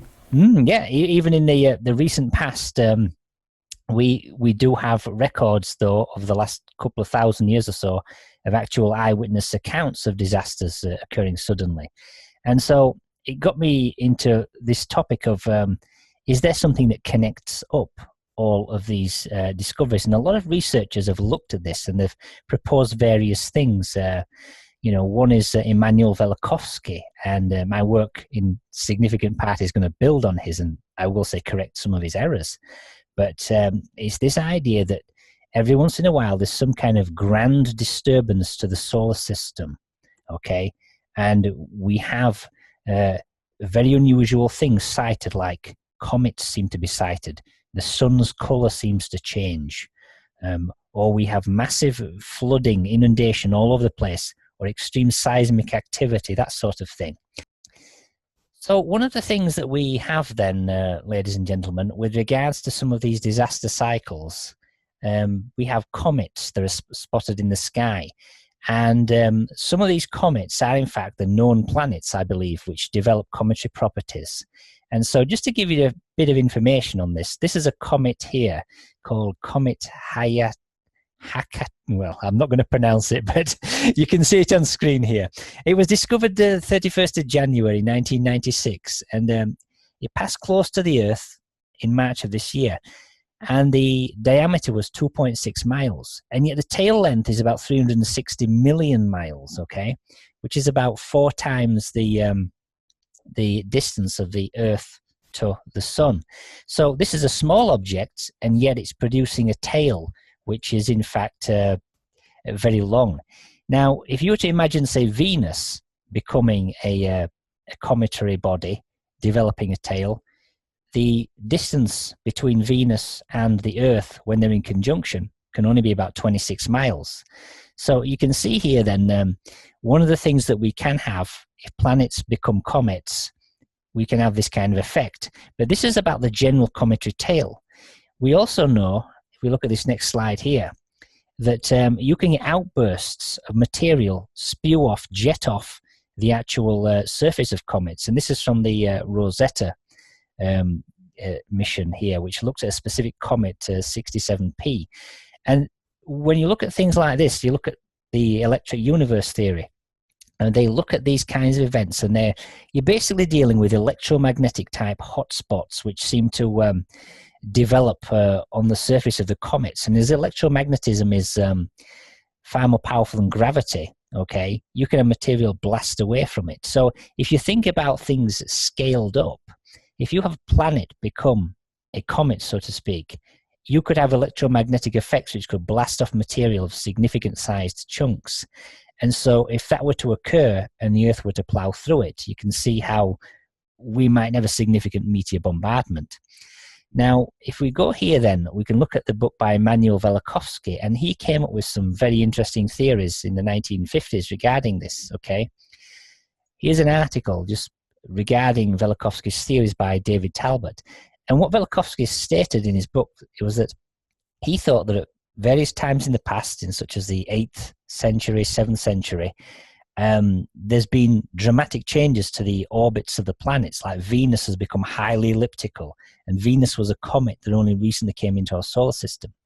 Now, personally speaking, I don't think this is necessary, okay? It's not necessary for the planets to be massively disrupted. And I think this is a mistake of Velikovsky. The planets can still cause us problems even if they maintain their orbits. If you look here, for example, imagine Venus became a comet. You can see the cometary tail that we'd have here. As the objects around the solar system move anti-clockwise from a top-down view, if we move further, you can see at a certain point this is going to happen. We're going to get caught up in the cometary stream. We don't need the planets to get close to one another to have the effects of comets. And also, when we look at the effects of seismic activity or flooding, again, we don't need the planets to get close to each other even for that. What triggers these effects are planetary conjunctions. And here's a specific quote here from Seneca regarding Berossus, who was a priest of Bel. And he talks about the end of the world as we know it, so to speak. Destruction of the earth by fire and water. Now it occurs periodically. And it states here, he maintains that the earth will burn whenever all of the planets, which now have different orbits, converge in Cancer and are so arranged in the same path that a straight line can pass through all their orbs, and that there will be a further great flood when the same planets so converge in Capricorn. These are signs in the sky, constellations. But he's talking about the planets being lined up and this triggering disaster.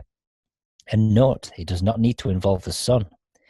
Here we have the Nag Hammadi Library. This is a particular book called On the Origin of the World. And this segment here, it talks about the same kinds of effects. Before the consummation of the age, the whole place will shake with great thundering.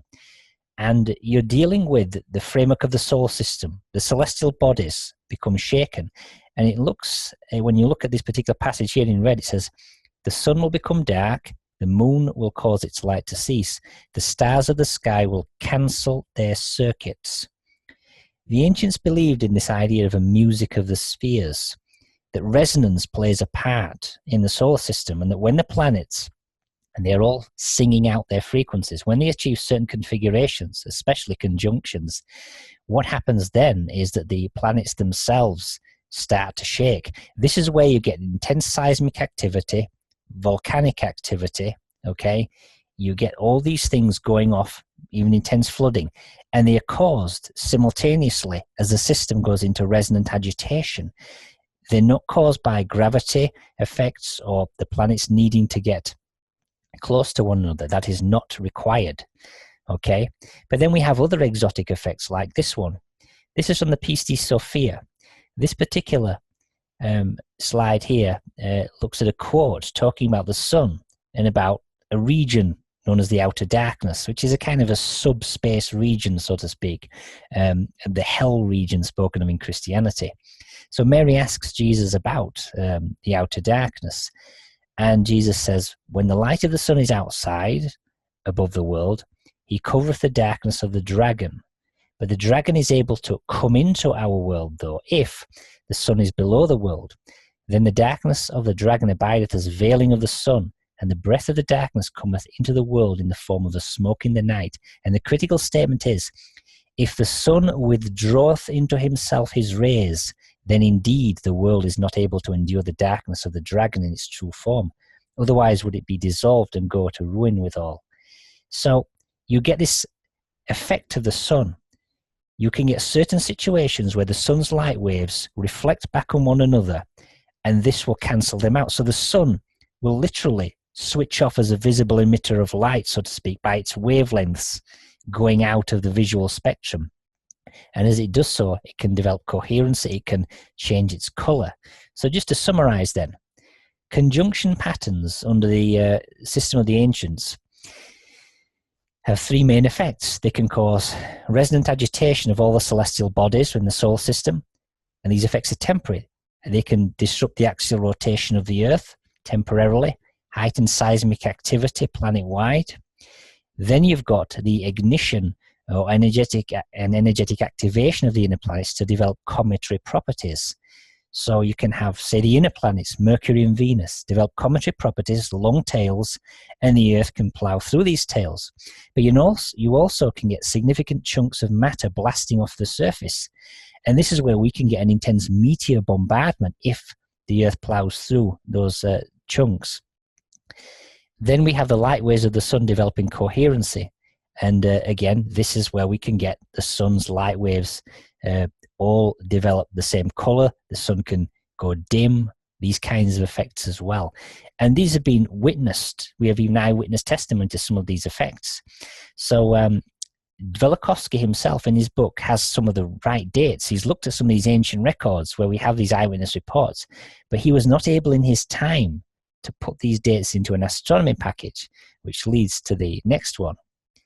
What I'm going to do here then is use the Starry Night package here, and I'm going to show you certain slides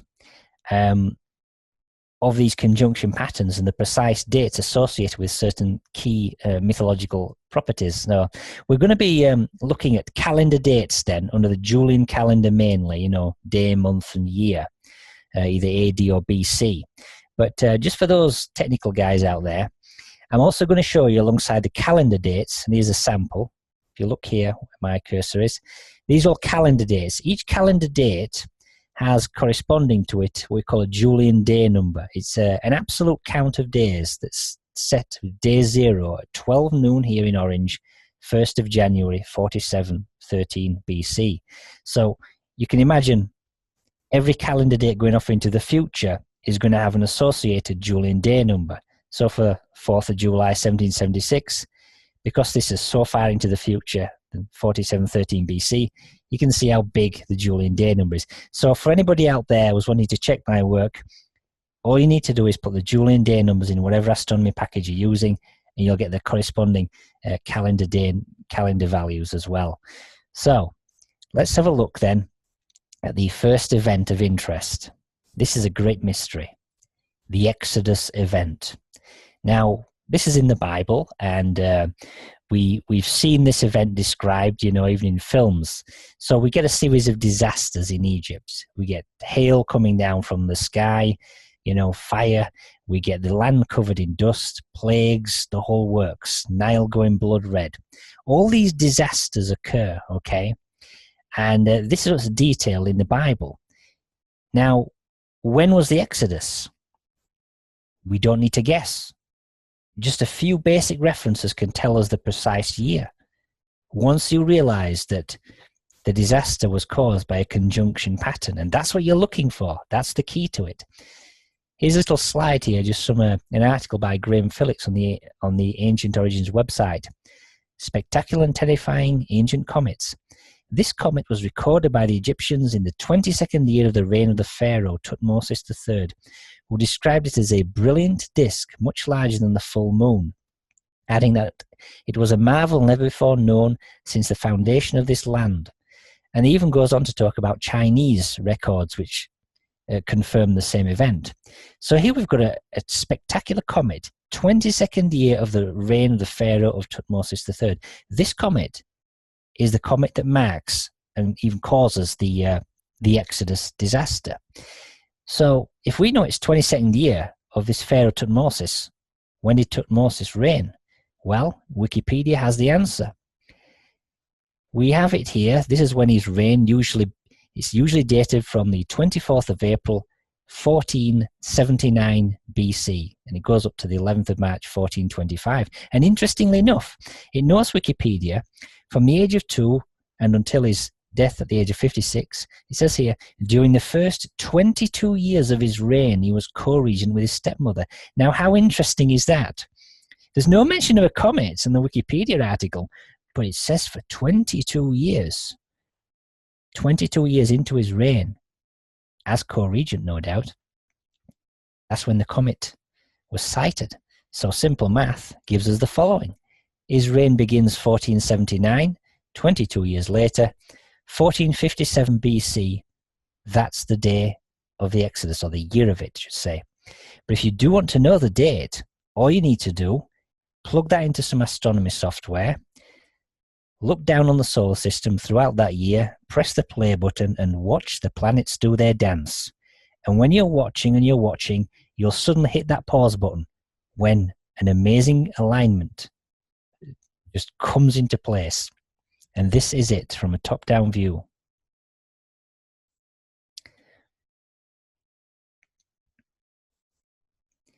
This is the alignment right here. Now, we're looking at the 28th of March, 1457 BC, 12 noon Universal Time, and there's the Julian day number. The location is above the sun. we have all 4 inner planets all lined up, as you can see: Mars, Earth, Mercury, and Venus.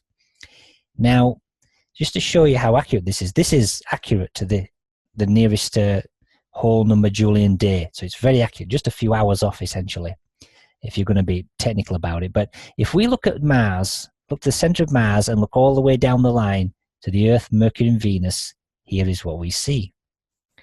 The Pleiades star group is part of the alignment. Now, this is one of these dangerous directions in the sky. A lot of disastrous conjunctions involve the planets lining up with respect to the Pleiades star group. Now, it's not a constellation as such, the Pleiades. It's just a group of stars which only sweep out about 1 degree in the solar system, not 30, okay? But there it is. When this event occurred then, what we essentially had was the planets as such.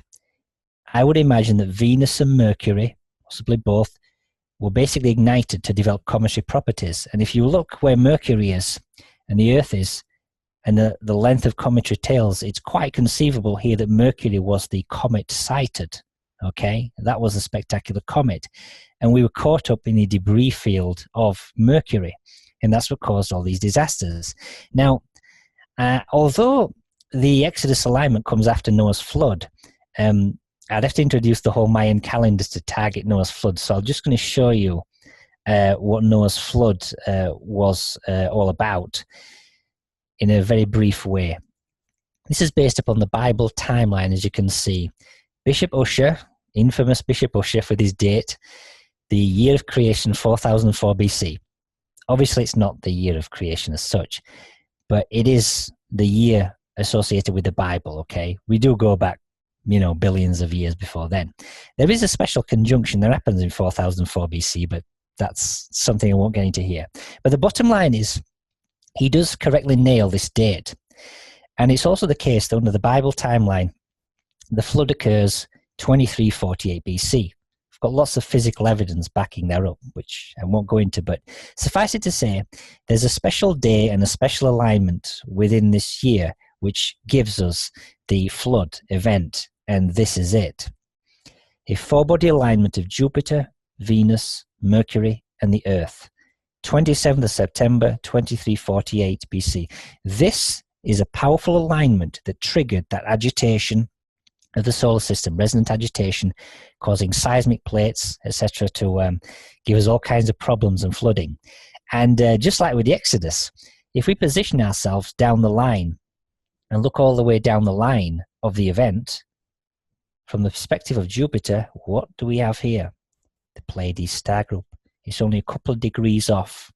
But here you've got Mercury, Venus, and the Earth. And you even have Halley's Comet, which is about 2 days from... excuse me, it's about 2 days from perihelion at this moment in time, okay? Very interesting. This is the precise date of the actual flood, okay?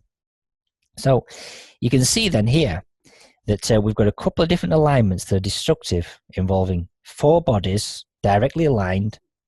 The sun's not involved, and they line up with the Pleiades star group and cause disaster. Let's just move on to another one, again from the Bible. This is a celestial upheaval that took place under King Uzziah of Judah, okay?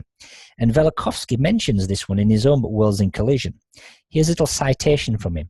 In the 8th century, in the days of Uzziah, king of Jerusalem, there occurred a devastating catastrophe called rash or commotion. Amos, who lived at the time of Uzziah, began to predict a cosmic upheaval before the rash took place.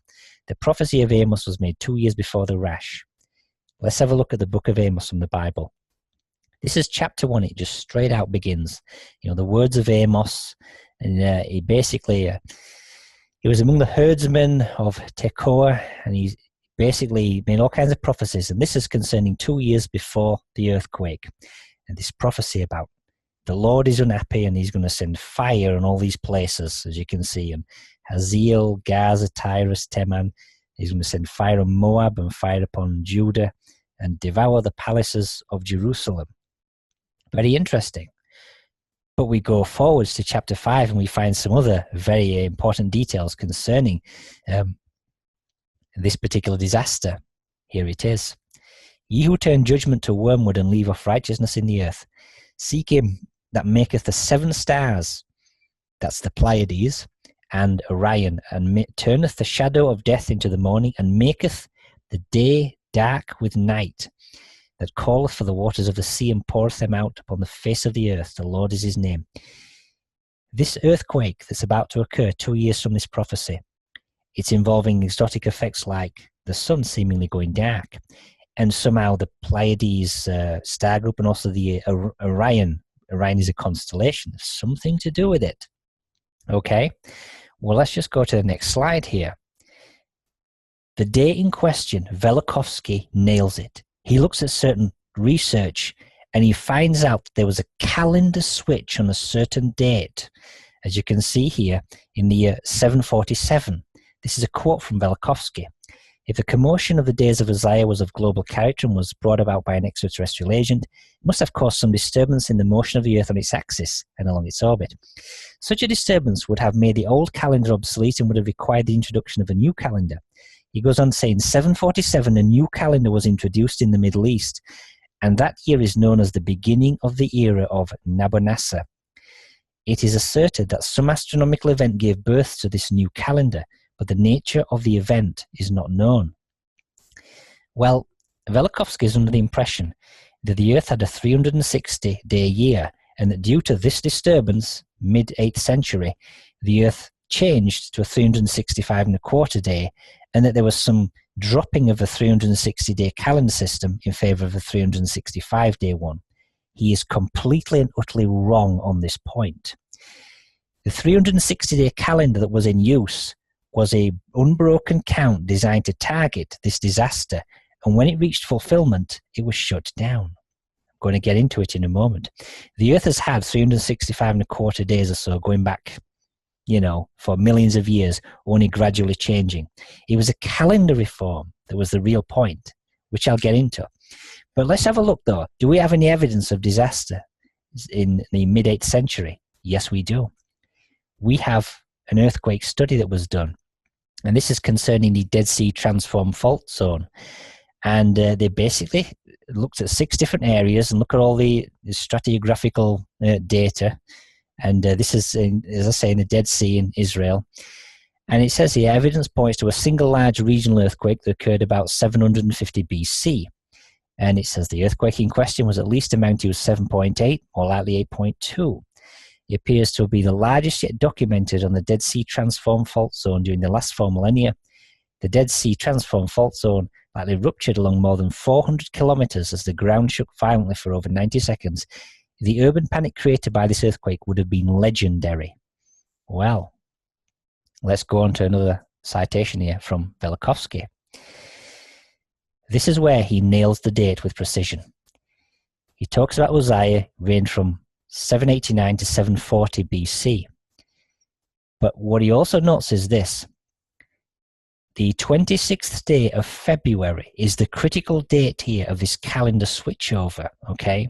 And the bottom paragraph here, it says, the upheaval took place in 747 BC. The computation according to which the era started, this new era, on the 26th day of February must be re-examined in light of the fact that further cosmic disturbances occurred during the decades that followed 747 BC. It is worth noting, however, that the ancient inhabitants of Mexico celebrated their new year on the same day, which corresponds in the Julian calendar to the same date. The first of their year was the 6th and 20th day of February. Now, if the 26th of February is the first day of this new era, the day we're interested in is the 25th of February, essentially one day before, the final day of the era. What Velikovsky could not do is just plug that date into a personal computer which did not exist at his time, look down on the solar system, and if he did, 25th of February, final day of the era, 747 BC, and you see the following. A direct four-body alignment. This involves the Earth, Venus, Mars, and Ceres. Now, Ceres is a dwarf planet in the asteroid belt, and sometimes the astronomers seem to update it. Now, just with regards to Ceres, I've got a little digression here. Ceres is only about 600 miles, I think, in diameter. It's a small body in between Mars and Jupiter. And JPL did a brilliant solution for it, which they were using for quite a long time, and then they did an updated one, which just tweaked the variables, but catastrophically. And if you use the wrong solution, you'll not see it. But if you want to check my work here, this is the solution for Ceres that you need to use. You need to program these into your program to create it. Yeah, I cannot use Ceres in the Starry Night program because they've modified it. But this is the one they used to have. And I had to go finding this on the Wayback When machine because this is the miracle perfect solution for Ceres. And you'll find Ceres is tied into many alignments that are destructive, but you'll not see them unless you're using this solution. But let's just go back to the alignment itself. Let's do what we did before. Look all the way down the alignment. And if we do, here is what we see. From the center of the Earth, 25th of February, here are the other planets involved on the right, Ceres, Venus, and Mars. Ceres is well below the ecliptic, but from above, they're all very much related to one another, you know, top-down view. But if you look across here, you'll see the Pleiades, and you'll see Uranus and Neptune in alignment with the Earth as well. Now, you'll see that the alignment's not exactly, say, perfect, because Uranus is like more to the top right than Neptune. If you were positioned at the center of the sun and you look towards Uranus and Neptune, they'd be practically dead on top of one another brilliantly. But that's not the issue. The genius of the Amos prophecy has to be had when you maintain this same view, the center of the Earth, but what we do is we turn on the constellations. And if we do, here is what we see. Here is the constellation of Orion in the bottom left. And there are two stars that make up the arm of Orion, Bellatrix and Pi3 Orionis. If you take this line here of the arm and extend it forwards, it practically goes parallel with only a slight little, slight angular incline to target Ceres here. But more than that, the very same star, if you go right to the center of the Pleiades star group, it cuts through Neptune and Uranus, even though they're at the offset angle. The offset angle is brilliant in actually giving you this particular alignment. So you can see the genius of it. When Amos talks about Orion and the Pleiades, he's talking about this connection. Now, of course, this has massive implications because officially we're not supposed to know about Uranus and Neptune or Ceres, Ceres as well. We only found out about these objects officially a couple of hundred years ago. This prophecy goes back to 747 BC, and yet the way in which it's worded in the Bible assumes that he must have known where Uranus and Neptune was in order to get this pattern.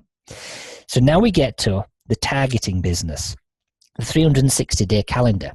Let's say we start out with the Exodus disaster then. Is there any way to get from Exodus to this date here? Well, there is. The Exodus alignment took place on the 28th of March, 1457 BC. So what they do then, what the ancients do with their calendar systems is they try to harmonize a certain cycle with a particular alignment of disaster into the future. So sometimes the intervals between them match up harmoniously, and sometimes they need a little special modifier. In this case, we have a special modifier. You have to firstly count 96 days from Exodus to get to the 2nd of July, 1457. At this point, you set in motion a 360-day calendar system, and you count precisely 720 such ideal years. And if you do that, you drop on Uzziah's alignment with perfection to the day. This is the system they use. 96 days is used as a modifier in many calendar instances. It's usually the Mayan long count, but I don't have time to show you that at the moment.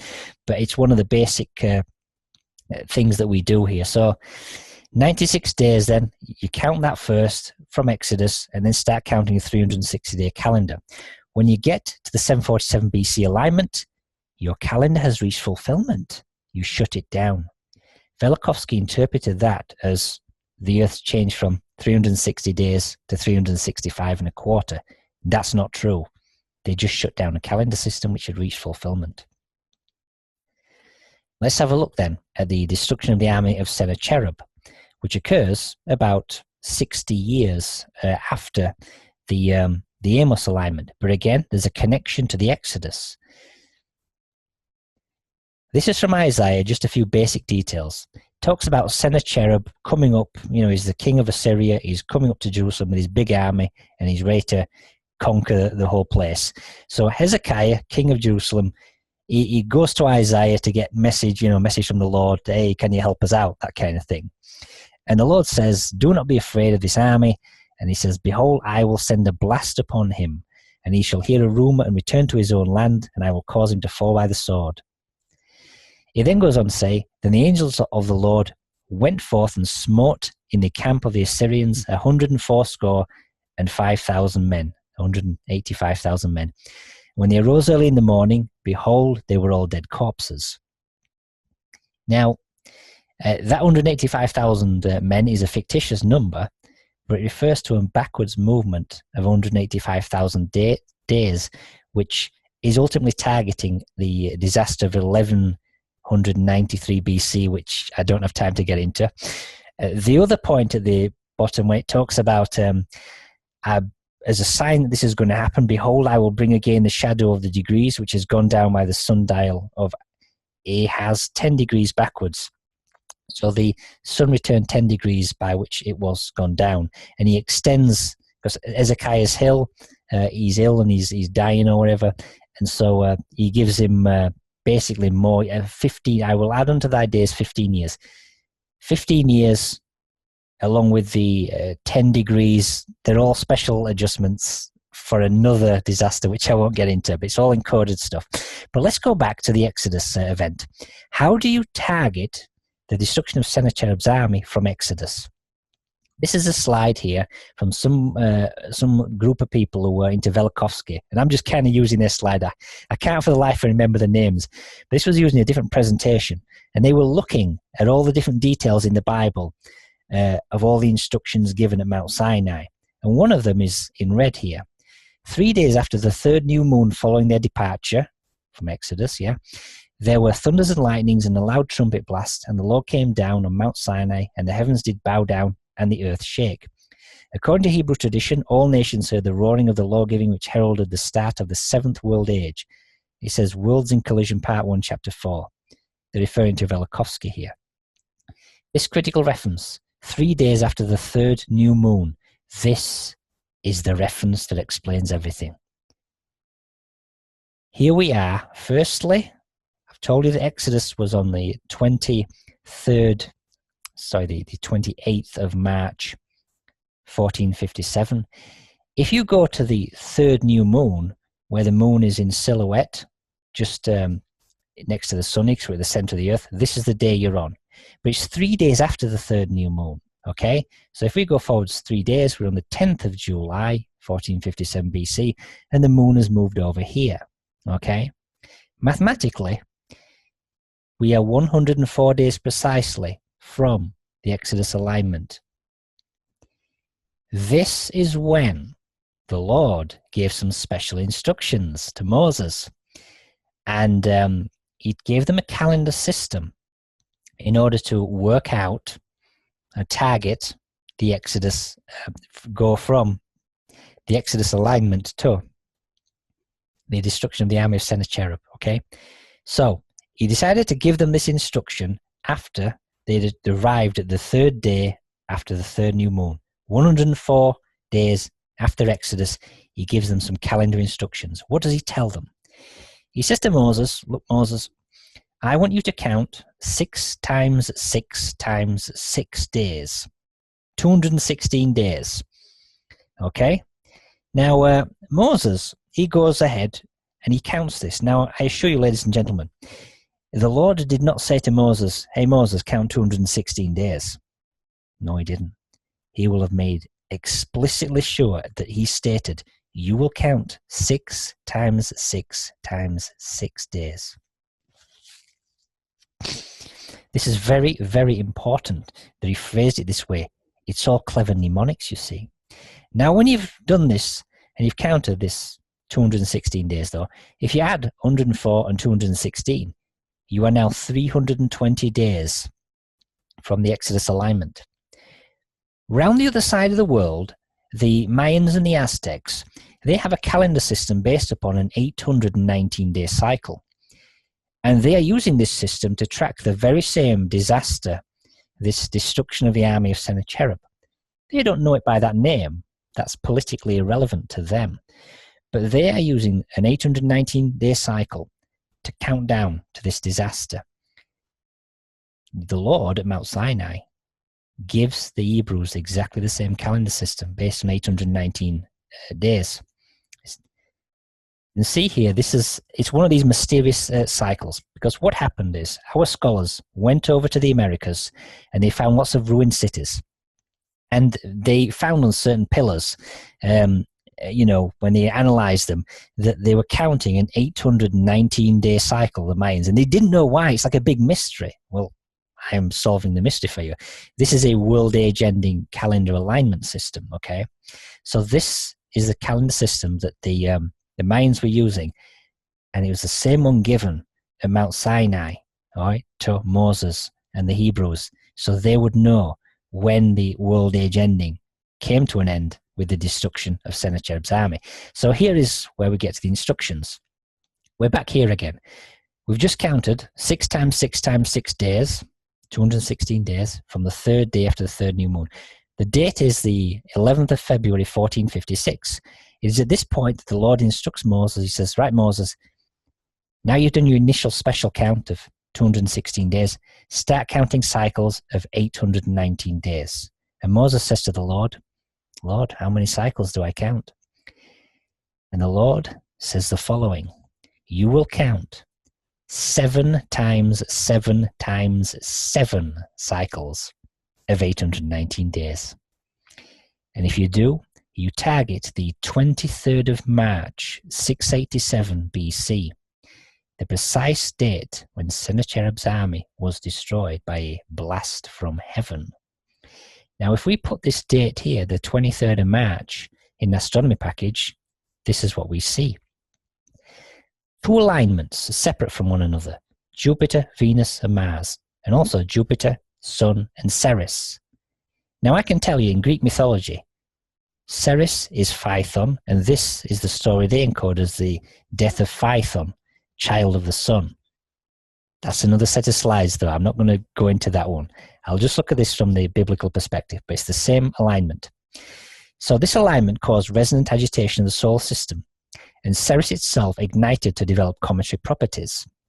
If we look at the center of Jupiter, if we go there and look towards both of these conjunctions occurring, we find something very interesting.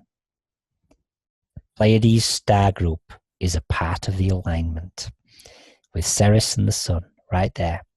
So this was a destructive alignment, but you don't need to take my word for it. This ain't just theory. We're now dealing in history. Velikovsky looked at the records, and he looked at Chinese records in particular of astronomical observations, and here is what he found. He found, when he was examining this, that in the year 687 BC, in the summer month, in the summer, in the fourth moon, in the day Sin Mao, which is the 23rd of March, during the night the fixed stars did not appear, though the night was clear. In the middle of the night, stars fell like rain. It goes on. The date, 23rd of March, is Biot's calculation. The statement is based on all Chinese sources ascribed to Confucius. In another translation of the text, the last part of the passage is rendered as follows. Though the night was clear, a star fell in the form of rain. The annals of the bamboo books obviously refer to the same event when they inform us that in the 10th year of the Emperor Kui, the 17th emperor of the dynasty Yu, or the 18th monarch since Yahoo, the 5 planets went out of their courses. In the night, stars fell like rain. The earth shook. In the words of the annals, in the night, stars fell like rain are the same as in the record of Confucius dealing with a cosmic event on the 23rd of March, 687 BC. We have an exact record, a secular source saying we looked up, the earth seemed to shake, so the planets as observed seemed to shake in their orbits, seemingly going out of their courses. And we've got some kind of star in the form of rain. We have a precise date here And the Hebrews knew in advance, centuries in advance, that this date was going to happen just like the Mayans did. They were using an 819-day calendar, counting down right to the day of disaster, okay? Right to the day of disaster. So this was an end-of-age alignment, which brings us to another one, Crucifixion Day, okay? Now, Crucifixion Day is a very interesting event. There's some dispute amongst people when it was. I'm going to give you the precise date, of course. You see, when we are at this 23rd of March, we use it as a stopping point to set in motion another calendar system to target Crucifixion Day. And this explains certain key parables in the Bible. So, let's go forwards. This here then, the death of Phaethon, Greek mythology, exactly the same event as the destruction of the army of Sennacherib, as I've just detailed, 23rd of March, 687 BC, okay? So if you're here and you know there's a disaster going to come or some great event in the future, which is Crucifixion Day, and you need to determine what it is, you need to set in motion a calendar from this date in order to do it. And in this instance, what we're going to do is revive the 360-day calendar. We shut it down in 747 BC because it had reached fulfillment. We're still counting the 819-day calendar to target this event here, 23rd of March. But what we do now, when we get to this point here then, we set in motion now the 360-day calendar again. So we start counting cycles of 360 days in order to help target the next event. This, you see, the Crucifixion Day is an end-of-age alignment, exactly of the same class as this one here, the 23rd of March. So, before you start counting your 360-day cycles, though, you need a special correction. How many days do you count? 6 times 6 times 6 days. You use the exact same special modifier that was given at Mount Sinai before you started the 819-day calendar. Here, you count 216 days then from the 23rd of March, 687. This gets you to the 25th of October. It is from this point then that we now start counting cycles of 360 days. How many do we count? 9 times 9 times 9, which is 262,440 days. And if you do that, you arrive at the 3rd of May, 33 AD. Now, is this Crucifixion Day? No. We need one final correction. This is encoded in a parable in the Bible, the betrayal of Jesus by Judas. So, what does Judas get in return for betraying Jesus? 30 pieces of silver. Now, what does that mean? Well, in astrology, we all know that the sun is gold. Sun's gold. But the moon is silver. 30 pieces of silver refers to the length of time of a month, an ideal month. So we need to apply the Judas correction backwards. We essentially go backwards 30 days from this. And we get here, 3rd of April, 33 AD. This is Crucifixion Day. This is the day of the alignment, okay? Now, it's also noted in the Gospels and wherever you that crucifixion occurs the day before Passover. Is this true? Absolutely it is. Because here on the 3rd of April, 33 AD, if we go to a Jewish Passover calculator for the year 33 AD, Passover begins 4th of April, the very next day. So it fits. So, let's have a look at what we're looking at in the solar system on Crucifixion Day. This is what we see, top-down view. We've got two alignments going off separate from one another. Jupiter, Mars, Venus, Jupiter, Ceres, and Sun, with also Mercury. Now here's an interesting point. If we position ourselves at the center of Jupiter and look all the way down the line, we see something else of interest. Pluto is also part of the alignment here with Mercury, Ceres, and the Sun. And over here, you've got Mars and Venus, okay? This is from the perspective of Jupiter. So, just looking at this again, though, does this look familiar, ladies and gentlemen? Let me compare it to the 687 BC alignment.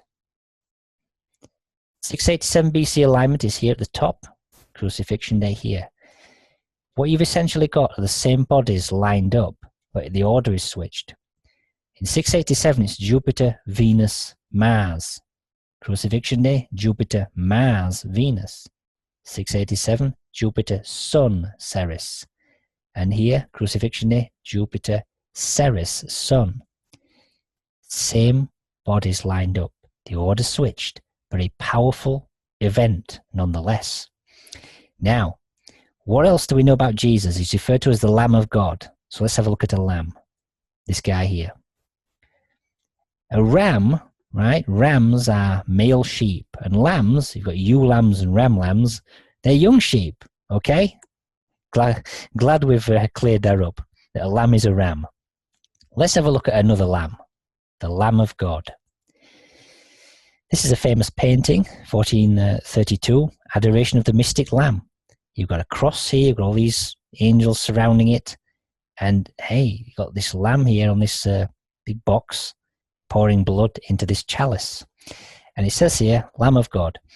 Title for Jesus that appears in the Gospel of John. It appears John 1:29, when John the Baptist sees Jesus and exclaims, "Behold the Lamb of God who takes away the sin of the world." Well, what is the Lamb of God? The Lamb of God certainly is present on Crucifixion Day. But there's something else about Crucifixion Day that I haven't told you. It occurs on a full moon, but not just any full moon. We have a lunar eclipse. You can see here, 3rd of April 33 AD, 12 universal time. So it's a whole number, Julian day number. We're at the center of the Earth, constellations turned on, there's the moon. A slight adjustment, and we see this. The moon goes into shadow. We only went forwards 2 hours, 51 minutes. This is the optimum, the precise optimum, right, of the lunar eclipse. So the moon's just going slightly red under here, almost in shadow. Well, if we position ourselves at the center of the moon and look towards the earth and the sun, we will see the Lamb of God. Aries. Aries is the ram. A ram is a lamb. You can see here, then I've noted 4 stars of the Aries constellation. I've noted the earth. This is this silhouette, but I've put a blue ring around it in the Starry Night animation. I've labeled the sun there, but you can't see the sun because it's blocked by the earth. Now, when we're at this precise optimum here, there's a certain special relationship between the center of the earth and certain key stars in the Aries constellation.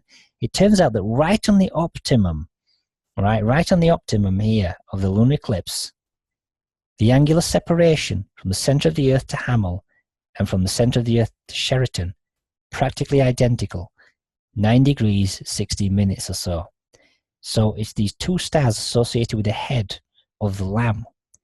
This is the Lamb of God reference. It's referring to the relationship we have with this lunar eclipse and the earth and these critical stars in the Aries constellation.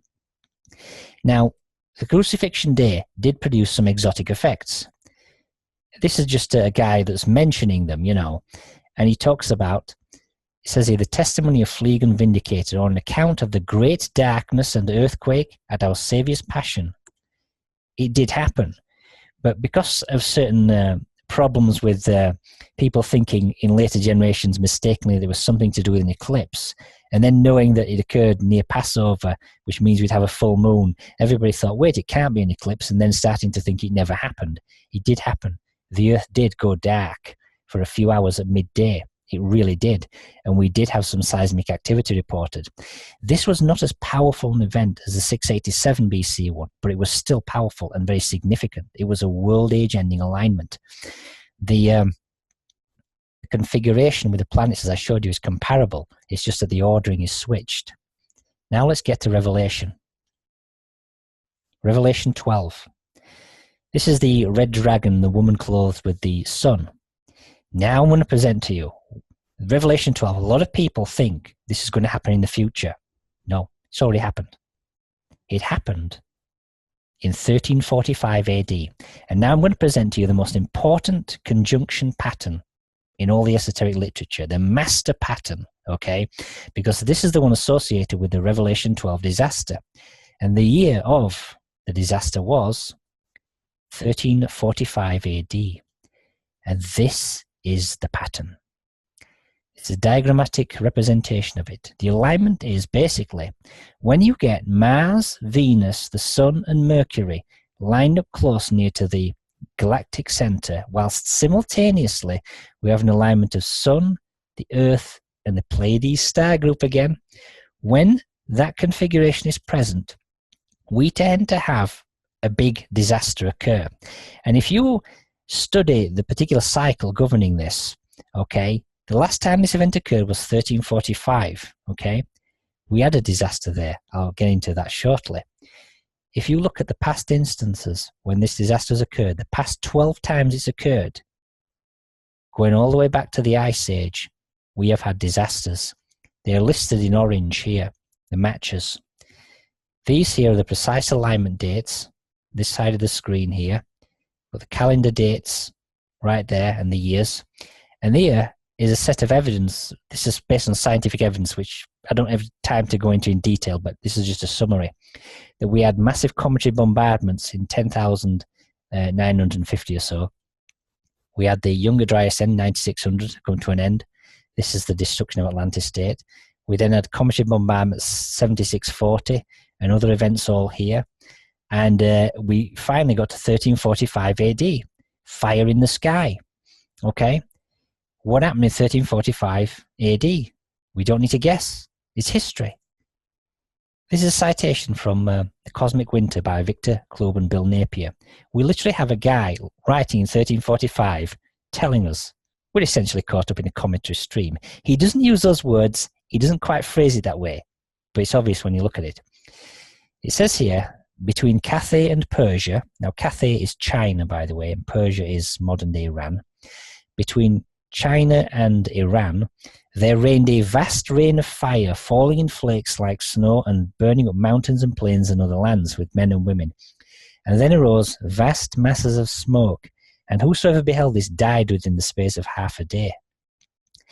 We had the bubonic plague reach its intensity between 1347 and 1351 because the atmosphere was made toxic. Like with the Exodus disaster, we got caught up in a cometary stream, and depending on the estimates that you're dealing with, it could have been half, maybe even 2/3 of the population of the world died.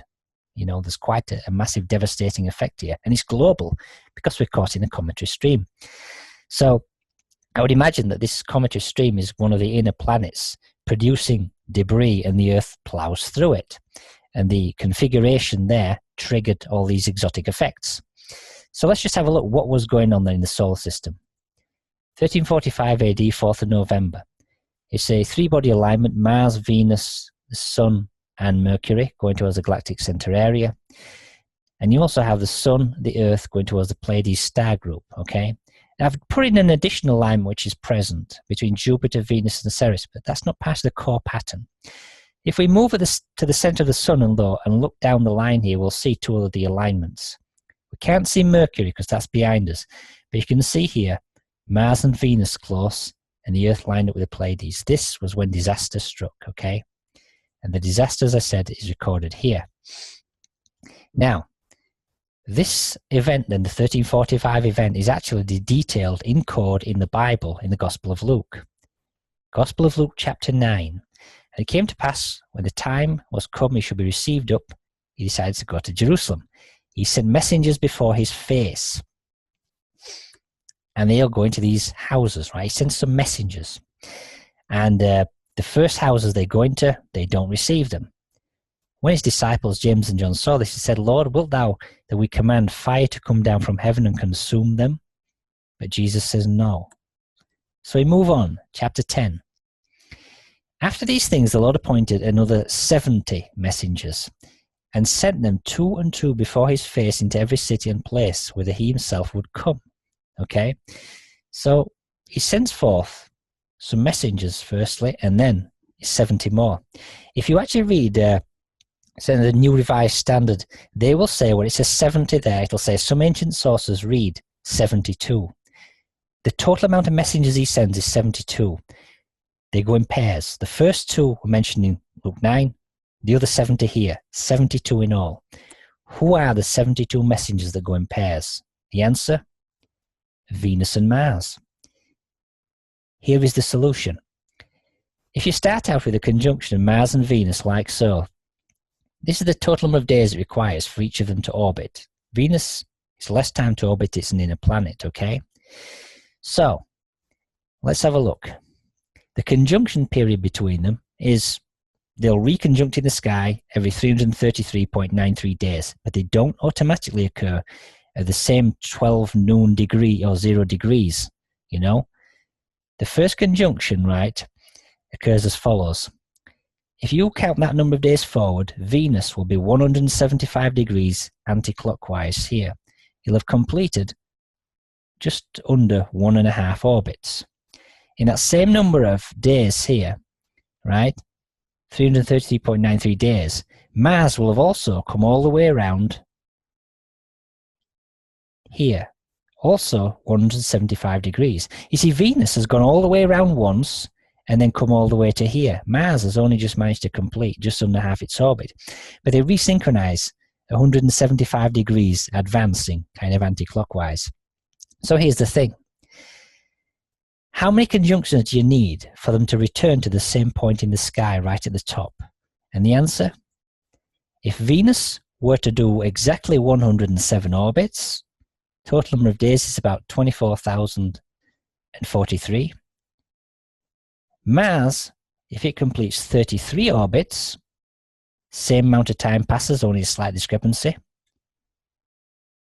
Well, it turns out that when we look at the conjunction period here, 333, if we take either of these numbers and do a division sum, how many conjunctions occur within this time period? 72. This is why there's 72 messengers and they go in pairs. It's Venus and Mars, the two planets aligning. It's 72 conjunctions. Here's the next bit. We get further details, the Gospel of Luke. And the 70 returned again with joy, saying, Lord, even the devils are subjected to us through thy name. And he said unto them, I beheld Satan as lightning fall from heaven. Behold, I give unto you power to tread on serpents and scorpions, and over all the power of the enemy, and nothing shall by any means hurt you. This is the key. He gives his messengers, Mars and Venus, the power to tread on serpents and scorpions. This is all about constellations. Let's have a look. This is the configuration we're looking at, okay? And we need to position ourselves at the center of Mars and look all the way down the line to the galactic center area, because this is where we see the serpents and the scorpions. This is what you see. From the center of Mars, right on the day of the alignment, you've got 3 constellations of significance. Serpens Cauda, which means serpent's tail, Ophiuchus, the serpent bearer, and Scorpius, the scorpion. And there are 3 stars associated with these. Cellar is the sting of the scorpion at the bottom here. Z Serpentis, the lowest star above the ecliptic, which is the Earth's orbital plane, this green line here, right? Z Serpentis. And then we've got Ophiuchi 44. This is associated with the foot of Ophiuchus. The sun is right there, midway between Z Serpentis and Cellar. And just adjacent to it is this star associated with the foot of Ophiuchus. Now, what did Jesus say? He says to his messengers, Mars and Venus, I give you the power to tread on scorpions and serpents. Here you have the alignment targeting just next to the foot of Ophiuchus, treading on the sting of the scorpion below the ecliptic and on the serpent's tail above the ecliptic here. And it is at this point that we rain down fire upon the earth, which is exactly what happened as recorded in 1345. Fire rained down, okay? We got caught up in the cometary stream. This is Revelation 12. We go forwards though. The next part of it, this is from Revelation 12. The rest, what I was just detailing is Luke, but it's talking about the same event, okay? But this is the Revelation 12 bit. And there appeared a great wonder in heaven, a woman clothed with the sun and the moon under her feet, upon her head a crown of 12 stars. And she is in childbirth, okay? And then another wonder appeared, a great red dragon, having 7 heads and 10 horns. His tail drew the 3rd part of the stars of heaven, and did cast them to the earth. What does that mean? Well, if you just look at the Bible, it's not clear who the red dragon is or who the woman is. But if you look at a book called the Pistis Sophia, called Faith Wisdom, one of the apocryphal books, this goes into more detail, and we have the following. This is from chapter 136 of this book here. And Jesus is doing a special ceremony, making invocation, speaking the name of the Father of the treasury of light. And in that hour all the heavens went to the west, and all the eons and the sphere and their rulers and all the powers flew together to the west, to the left of the disk of the sun and the disk of the moon.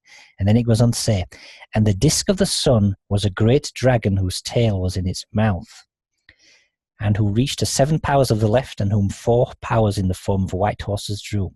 And then it says, and the base of the moon had the type of a ship, which a male and female dragon steered, and 2 white bulls drew.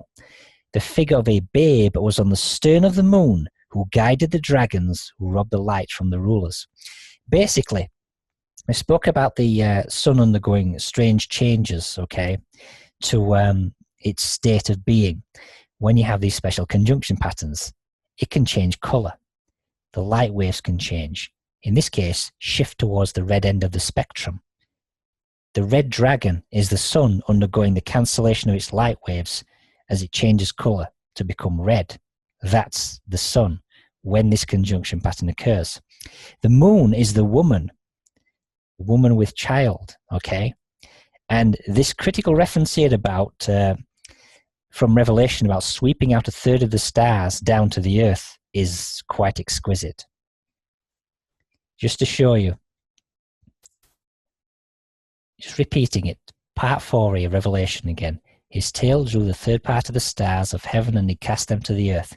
Well, if it's the sun that is sweeping down the stars to the earth, it's an angular sweep. Here we are at the center of Mars. And what I've done is, instead of being on the 4th of November, precise 12 noon, we have gone forwards just slightly over 24 hours, okay? Because Mars and Venus are the 2 most important celestial bodies in this arrangement, okay? I've optimized it. In Starry Night, it's at 12:46:52 UTC, 5th of November, when the alignment between Venus, Mars, and the Sun is an optimum. So this white line here is the orbit of Venus. And the line connecting the center of the Sun to the center of Venus, this yellow line, is at 90 degrees to its orbital plane. This is the optimum alignment of Mars and Venus and the Sun associated with it. So it's refined in that way. If we maintain this same time then, here we are at the center of the Earth. Here's the Sun. It will go red, right? It'll go red for the red dragon, cancelling its light waves. And here's the moon, the woman clothed with stars, okay? At that precise time here then, the angular sweep is 116 degrees, 6 minutes of arc, and 9 seconds of arc. 1/3 of the sky, 1/3 of the stars swept down to the Earth as a pivot point. That would have to be precisely 120 degrees. But here's the thing. We can talk about 1/3 of the sky being swept out, 120 degrees. But what about 1/3 of the Earth? The Earth on its axis is also a factor here. If we were to sweep out 120 degrees of the sky based upon a movement of the Earth's axial rotation, we would have to count 8 hours of time, because 24 hours in a day, 8 hours of time is 1/3 of a day. So here's the next clever bit. What the author is basically saying is add 8 hours of time to this time here. So this 12 will become 20, and this will alter this angle here. And if we do that, bang, we get perfection. 8 hours extra, completing 1/3 of the rotation of the Earth, 120 degrees rotation of the Earth, completes their angle to make a perfect 120 degrees in the sky. And this is the solution to that part there. Now let's look at Revelation, the dragon released again after 1,000 years. So, 1,000 years from 1345 AD, but not 1,000 standard years, years of 360 days. If we go to Revelation chapter 20, okay, it states, and And I saw an angel come down from heaven, having a key to the bottomless pit and a great chain in his hand. And he laid hold on the dragon, that old serpent, which is the devil and Satan, and bound him 1,000 years, and cast him into the bottomless pit, and shut him up, and set a seal upon him, that he should deceive the nations no more, till 1,000 years should be fulfilled. And after that, must be loosened for a little season. Okay, then. So we're in 1345 AD, and he's sealed up for 1,000 years, and he's going to be released. We need to set in motion a calendar system based upon 360 days in order to target the precise date when the dragon's released. We need a special correction, though. And the answer is contained in chapter 21. They're talking about measuring the holy city of Jerusalem, and the reference is, and he measured the walls thereof, 144 cubits. 144 cubits. 144 days is the special correction that we apply, okay? It's the special correction that we apply in order to begin counting our 360-day cycles. So if we're here on the alignment, 4th of November 1345 AD, it's a precise calendar date as targeted, and we then go minus 144 days, okay? We are here, this Julian day number. So we don't start counting the 360-day cycle straight away. We actually start counting it 144 days before we achieve this alignment. So we then count precisely 1,000 years, 1,000 times 360, which gives us the 13th of February, 2331 AD. The dragon is released again. Okay? Now, interestingly enough, there's a little variation on this. Instead of using 144, we could actually count forwards 216 days. We've seen that before. Then, instead of counting 1,000 years, we count 999 years. We get to the same date, 13th of February, 2331 AD. The dragon is released. So let's have a look at the solar system right on this date here. Top-down view. We have this remarkable pattern. Ceres, Earth, Mercury and Venus. And also Jupiter, Mars, the Earth, and Mars, Sun, Mercury. An amazing pattern, kind of rare actually. And interestingly enough, when I spoke about the pattern associated with 1345, I said it was the beginning of the Younger Dryas disaster, 10,964 BC. There is a part of that configuration, a Jupiter, Mars, Earth alignment contributing to the core pattern. So just hold this here, you can see we're on 13th of February 2331. If we go to the 10,964 BC alignment, we've got the core pattern, Mars, Venus, Sun and Mercury to the galactic center, Sun, Earth to the Pleiades group, but we have this contributing conjunction of Jupiter, Mars and the Earth, okay? So just back to this one here, Jupiter, Mars and the Earth in the 2331 event. So you see, we can get some of the same matches. So anyway, let's have a look down the line of this particular configuration. Here's what we see. From the viewpoint of Ceres, one of the planets in the four-body alignment, you've got the Earth, Mercury and Venus. And if you want to refine it, just modify the time slightly so that Mercury is in perfect alignment with Venus and the Earth. We get to this point here, okay? We've just altered the time just slightly under 8 hours, okay? Well then, maintain the same time, and now let's switch to the center of the Earth. And here's the interesting point, right on this time here, we've got the Aries, the Lamb of God, and we've got two stars here, Sheraton and Mesarthim. And they, if you extend the line there, targets Omicron Pisceum, the Pisces constellation. And look where the moon is. It's right there. Very nice targeting, okay? If we then look to reverse it, look at the moon, and then look at the Earth, we've got the Earth here in Virgo. And the connection is between the head star of Libra here and Theta Virginis. The Earth is midway between those, if you will. It's aligned to those, so to speak, in the Virgo constellation, which is very interesting. So this is the solution to Revelation, basically. But now we get to the next part. This is part 2, okay? The Gospels, okay? Now, the Gospels are very, very interesting.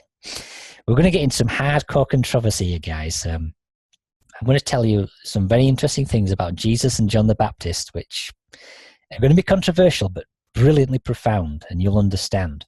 So, Gospels then. Jesus is definitely the main man here. And so, let's have a look at the first story of interest. Annunciation. This is when the angel Gabriel goes to visit Mary and says, Mary, you're going to have a child, Jesus, and he's going to be great in the eyes of God. Okay? Can we know the precise date that this occurred? Yes, we can.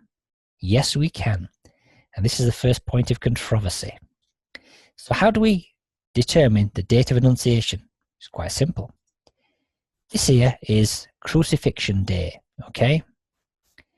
The alignment itself I've already detailed, 3rd of April, 33 AD. Well, another important day to do with Jesus, Resurrection Day. 3 days after crucifixion, we're on Resurrection Day, 6th of April, 33 AD.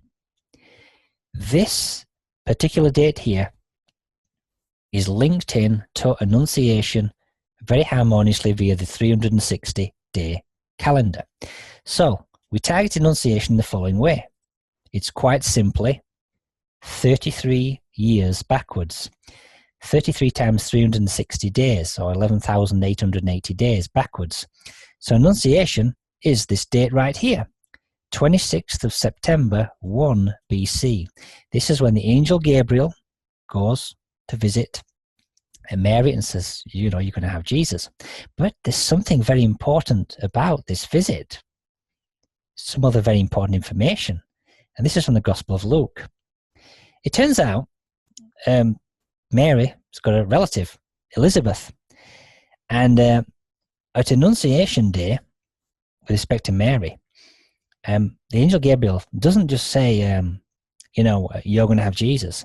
The angel Gabriel says, right now as I'm talking to you, by the way, your relative Elizabeth, she is 6 months pregnant. Okay? And I've already told her about this a while back, and she's going to have, obviously, John the Baptist is her child.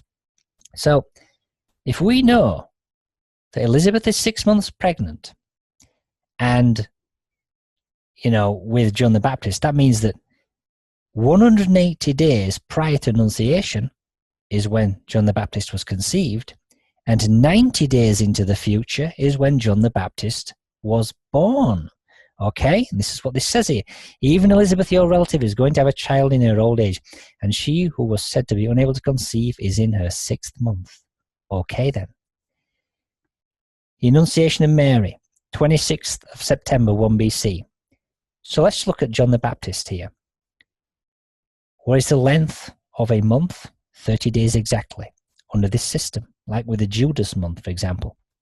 Just like we're using 360 days as an ideal calendar cycle, 30 days a month, okay?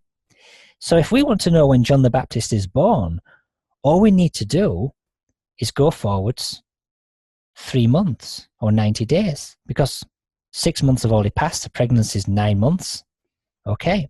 So we find out when John the Baptist was born if we just go forwards 90 days from this date, and John the Baptist was born on the 25th of December, 1 BC. Now, 25th of December, eh? That's like Christmas, isn't it? That's like, Jesus was born on 25th of December, wasn't he? No.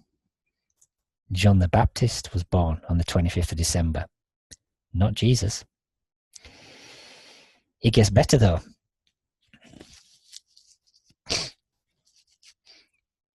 What about this Annunciation Day?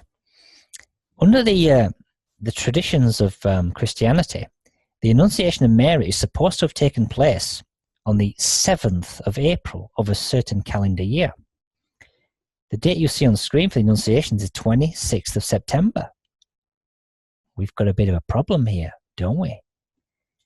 Well, what's this 7th of April all about then? Well, In the Gospel of Luke, we are provided with some very interesting information. As I've said to you, a month is 30 days. Pregnancy is 9 months. If we're on the birth of John the Baptist, 25th of December, we could go back 270 days and we get to Conception Day. The clever author of the Gospel of Luke does not want us to do that. They want us to take into account something else. This is Luke 1, verse 59. On the 8th day, they came to circumcise the child. He's just been born. He gets circumcised 8 days later. What the authors want us to do is not to look at Conception Day for John the Baptist. They want us to look at 8 days after conception. In other words, we go forwards 8 days, then we go back 270 days, and that's the real date of interest here. So, if we do this, we firstly go forwards 8 days. We get to the 2nd of January, 1 AD, John circumcised. Now we go back 270 days, and we end up on the 7th of April, 1 BC. That's Annunciation Day under Christian tradition. Annunciation Day, Angel Gabriel goes to visit Mary to say, you're going to have Jesus? No. False. The 7th of April is actually linked to when the Angel Gabriel first visited Elizabeth and said, Elizabeth, you're going to have John the Baptist. She was already 8 days pregnant, 8 days from conception. If you look here, here is the critical citation for Annunciation. It's regarding, it says here, regarding Mary. Feast of Annunciation is on the 25th of March, but, as you need to look at the bottom here, it says, in those churches using the old-style Julian calendar, which is what Starry Night does, March the 25th is reckoned to fall on April the 7th.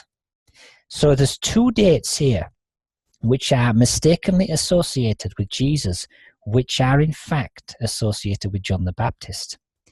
The Annunciation feast is nothing to do with Mary, it's to do with Elizabeth, all right?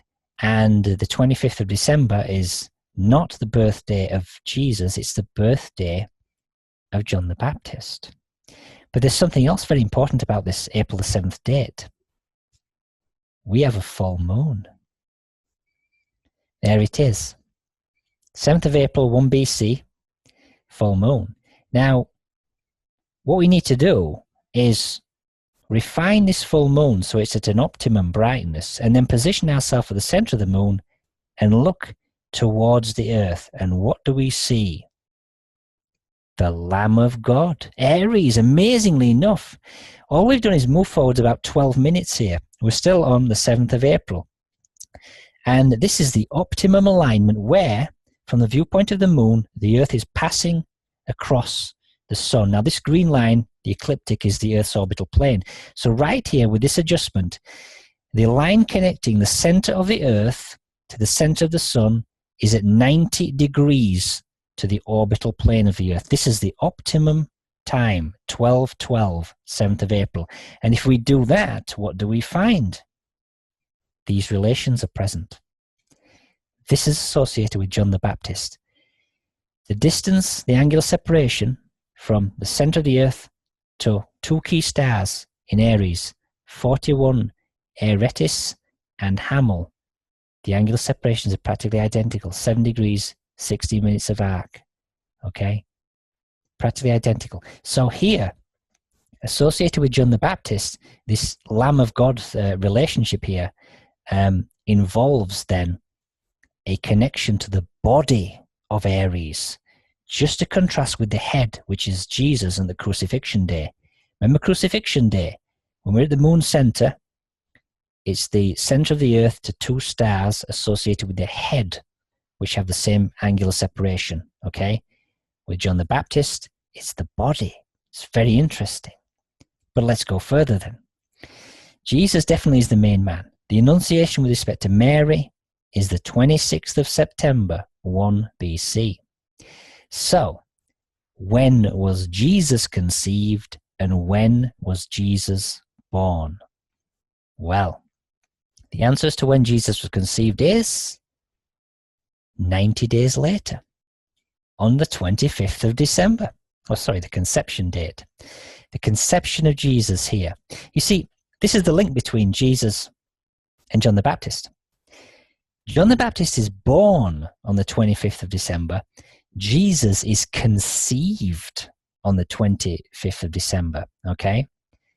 This is the link. Their lives are offset, essentially, by 270 days, okay? Now, here's the next part then. When was Jesus born? Now, the answer is 270 days after 25th of December. So Jesus is born on the 21st of September, 1 AD, right? That's when he's born. Now, what do we all know about Jesus being born? What does everybody know? He's born of a virgin. So who's the virgin? And no, it's not Mary. This is the virgin. Virgo. Constellation Virgo. And these are all the stars connecting up the constellation itself. Now, I want to draw your attention to one star in particular, this one right here. Okay. Spica, also known as Alpha Virginis. This is the most important star of the entire constellation. It's the brightest star, you see. That's why it's Alpha Virginis, this one here, right? So, if we know then that Jesus is born on the 21st of September, it's also quite interesting to know, guys, there's something else going off on this day. We have, once again, a full moon. Now, if we've got a full moon going off, what do we usually do? We need to position ourselves at the center of the moon and look to the earth and the sun. And if we do, precisely on this 21st of September, birth of Jesus, here's what we see. Virgo's in the backdrop. Now you can see we're at the whole number Julian day number here, 12 noon universal time, 21st of September. Here is the earth, nice ring around it, and here is the sun. So what we need to do is exactly like before. We need to modify the time just slightly so that we have a perfect 90 degrees between the sun and the earth and the orbital plane of the earth. Refine it to perfection. And if we do that and zoom in a bit, here is what we get. This. We've just gone backwards only 2 hours 42 minutes. And this achieves this perfect optimized 90-degree angle between the center of the sun, the center of the earth, and the earth's orbital plane. The perfect crossing as optimized. And when you have it, the line connecting them cuts beautifully, like flawlessly practically, right through Spica, the brightest star of the Virgo constellation.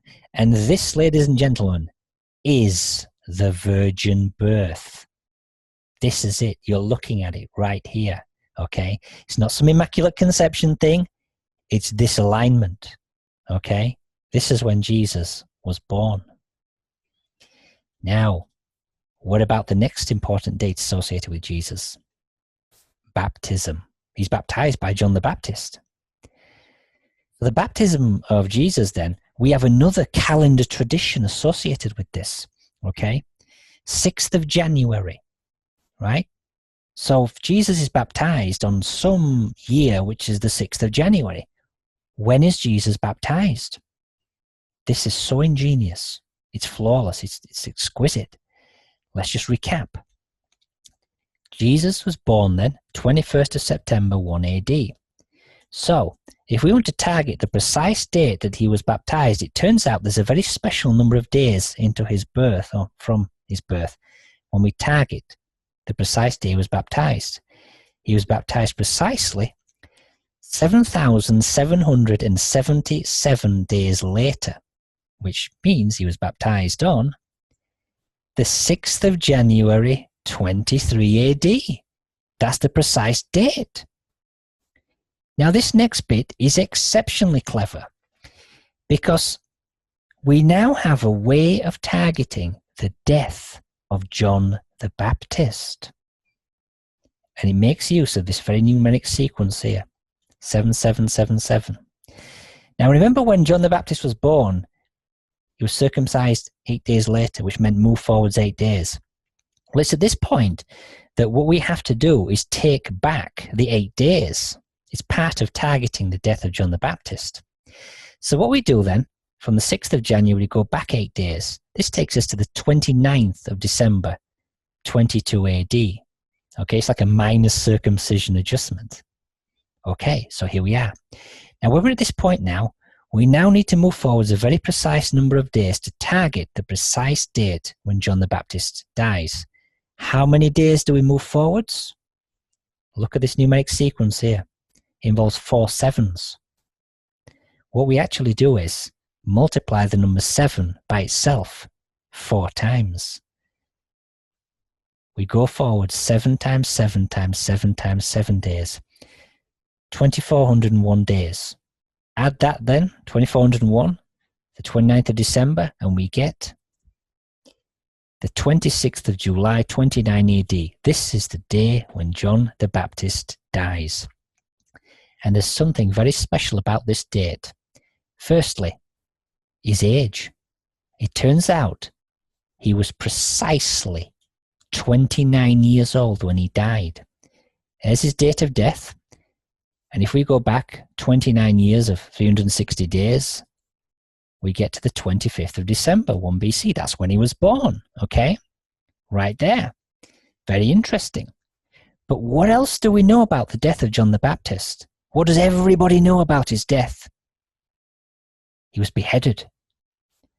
If we go then to this 26th of July, the date he died, and look at the solar system from a top-down view, here is what we see.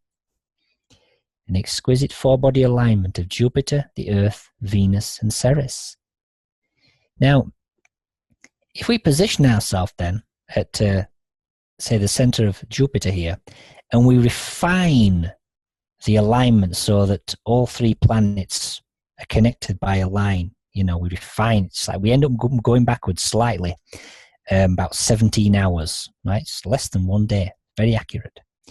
And if we do that, and we turn on the constellation, we will understand what this beheading is all about. The constellation reveals everything. Here we are at the center of Jupiter. The other planets, Ceres, the Earth and Venus. The line connecting them all up cuts through the 2 stars, Zanaya and Zavijava, which make up the head of Virgo, as you can see here. The alignment takes place in the Virgo constellation associated with his head. And the main pattern cuts through the head of Virgo. But not only that, you've got Mercury here, just above the very tip star, Zavijava. This is the death of John the Baptist. It refers to this alignment in Virgo.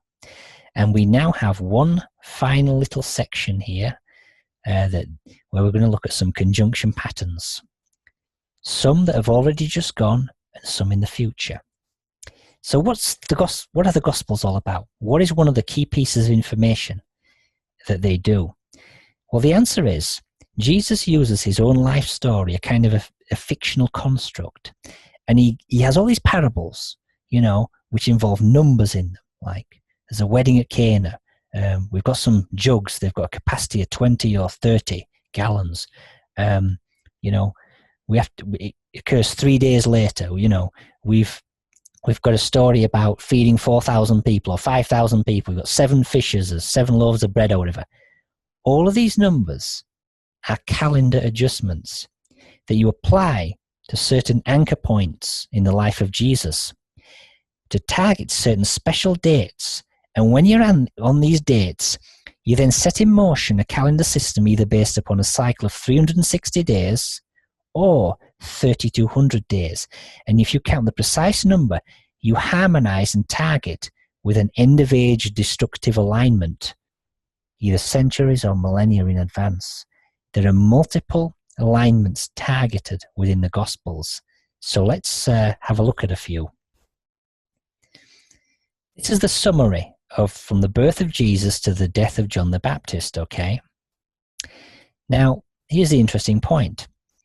The death of John the Baptist This is the anchor point for setting in motion a calendar system to target the Revelation 12 event. That is the 4th of November, 1345 AD, okay? We target with a 3200-day calendar that event, 1345 AD, from the death of John the Baptist. But we first need a special little adjustment, and you can see how many times we seem to love this number 7. But when we're at the death of John the Baptist, we have a special little count before we start counting our cycles of 3200 days. Much like we've seen special adjustments of 96 days or 216 days, for example. We have a special adjustment. The adjustment then is 770 days, exactly. So you firstly count 770 days past the death of John the Baptist here, and you get to the 4th of September, 31 AD. Now you start counting your cycles of 3200 days, and you count a very nice 150 such cycles. And if you do that, what day do you target with absolute perfection? Well, after counting 480,000 days, you're right there, 4th of November, 1345 AD. You target the alignment flawlessly. This is how it was done, okay? Now, let me show you another couple of events. You see, a lot of these events involve comets sighted in the sky, but these are actually the known planets flaring up to develop cometary properties, Ceres being one example, okay? Ceres has been a great example. So, let me show you about another event which occurred in 1300 AD, 45 years before this one. This is a citation from a book called The Book of Miracles that was written in the mid-16th century. And it's all about, you know, weird sightings in the sky of comets and whatever. So somebody's just done a historical thing where they've looked at certain years and they've marked out when, you know, notable comets and things were seen. And here we've got this reference from the Book of Miracles then. It's 1300. In 1300 AD, a terrible comet appeared in the sky. And in this year, on St. Andrew's Day, an earthquake shook the ground so that many buildings collapsed. When you see a comet in the sky, you know, sometimes they can build up, take time to build up. But what we have here is this reference to St. Andrew's Day. Now, that's a very precise day when this big earthquake occurs. There's a connection between the earthquake and the comet. When was St. Andrew's Day? When is it always? 30th of November. It's always on the 30th of November, okay? So, if it's on the 30th of November in the year 1300 AD, we can plug that in and have a look top down the solar system. And here's what we see. A four-body alignment involving Jupiter, Venus, Mercury, and Ceres. Now, if we position ourselves then to look down the line, we'll see something very interesting. From the center of Ceres, Jupiter, Venus, and Mercury you can see. And what's this? The Pleiades star group. Also a part of the alignment, okay? Undoubtedly, the comet as seen was Ceres flaring up to develop cometary properties when it was caught up in this conjunction, okay? In the event of 687 BC, that's when Ceres flared up when it was aligned with Jupiter and the Pleiades at that point. So here then, this is 1300 AD. Was this encoded in the Gospels? Did Jesus know about, did he tell anybody in code about this event? Oh, yes, he did. Yes, he did. Let's again go to the death of John the Baptist. He was exactly 29 years old, wasn't he? When he died on the 26th of July, as I've just stated. So we're going to set in motion, once again, a 3200-day calendar system. But we need a special correction. What is the correction? The answer is 1 extra year. 360 days. What would have been his 30th birthday. So at this point then, we get to the 21st of July, 30 AD, right? Now we set in motion our calendar system. We count precisely 145 cycles of 3200 days 464,000 days. And if we do that, perfection. We target precisely St. Andrew's Day, 30th November, 1300 AD, the alignment event. Now let's look at another one a bit more recent. The Great Comet of 1556. Now this, it states, a very famous comet that scared Emperor Charles V, when he first caught sight of it. He said, by this dread sign my fates do summon me. He thought this was really bad, a big portent of disaster. So anyway, so Charles V then, he thought this was a really bad omen, okay? Now, here's the thing then. The comets, as you can see, it first was sighted towards the end of February, but it was not really observed until the middle of the first week of March, as you can see from this point here. So it really starts to pick up and build up as we get into the first part of March, okay? And its apparent diameter was equal to half that of the moon, and its tail resembled the flame of a torch agitated by the wind. Really big comet, this one. So, we've got different, people citing it, though. We need a critical marker day here, and we have one. A brilliant reference. Turns out there was a great big massive earthquake that occurred, very notable in Istanbul in Turkey. And this was a 6.75 magnitude quake. And we've got a German woodcut here depicting the earthquake. It occurred 2 hours before dawn on the 10th of March, 1556. So we've now got a very, very precise date. Very precise date. So, did Jesus know about this event? The very day in question of the earthquake, the maximum disruption affecting the earth? Absolutely he did. Here's how it was targeted. Before I show you that, let me at least show you the event. This is what you're looking at. 10th of March, 1556. And you've actually got multiple alignments going on here. You've got Saturn, Ceres, and the Sun. And what happens over the next 3 days, on the 11th, 12th, and 13th as well, you have a series of conjunctions that all reach optimum. So you get Ceres, Mars, Mercury, and the Earth as well. Okay? So it's a very nice alignment, but this is the first one. The Saturn, Ceres, Sun one, okay? And as I said, we've got the physical effects, maximum intensity is the earthquake event, 10th of March. So this is the day in question. So here's the targeting. Again, this is just a summary. Birth of Jesus there, and this is all the way to the death of John the Baptist. Now, when we've gone forward then to the baptism of Jesus on the 6th of January, we go back the 8 days. Okay, the special 8-day minus movement. It is then we apply the 7 times 7 times 7 times 7, in order to target the death of John the Baptist. But let's just scrap that last one. Let's say we don't. We just, for a moment, ignore that one. And we're right here. We've just gone back 8 days. Okay? This is it. No further adjustments are required. Right here on this day, we set in motion a 3200-day calendar system. How many days do we count? Precisely 560,000, which is 175 cycles of 3200 days. 560,000 days. And if you count that number right from the 29th of December, you drop on the precise date of disaster, the 10th of March, 1556 AD.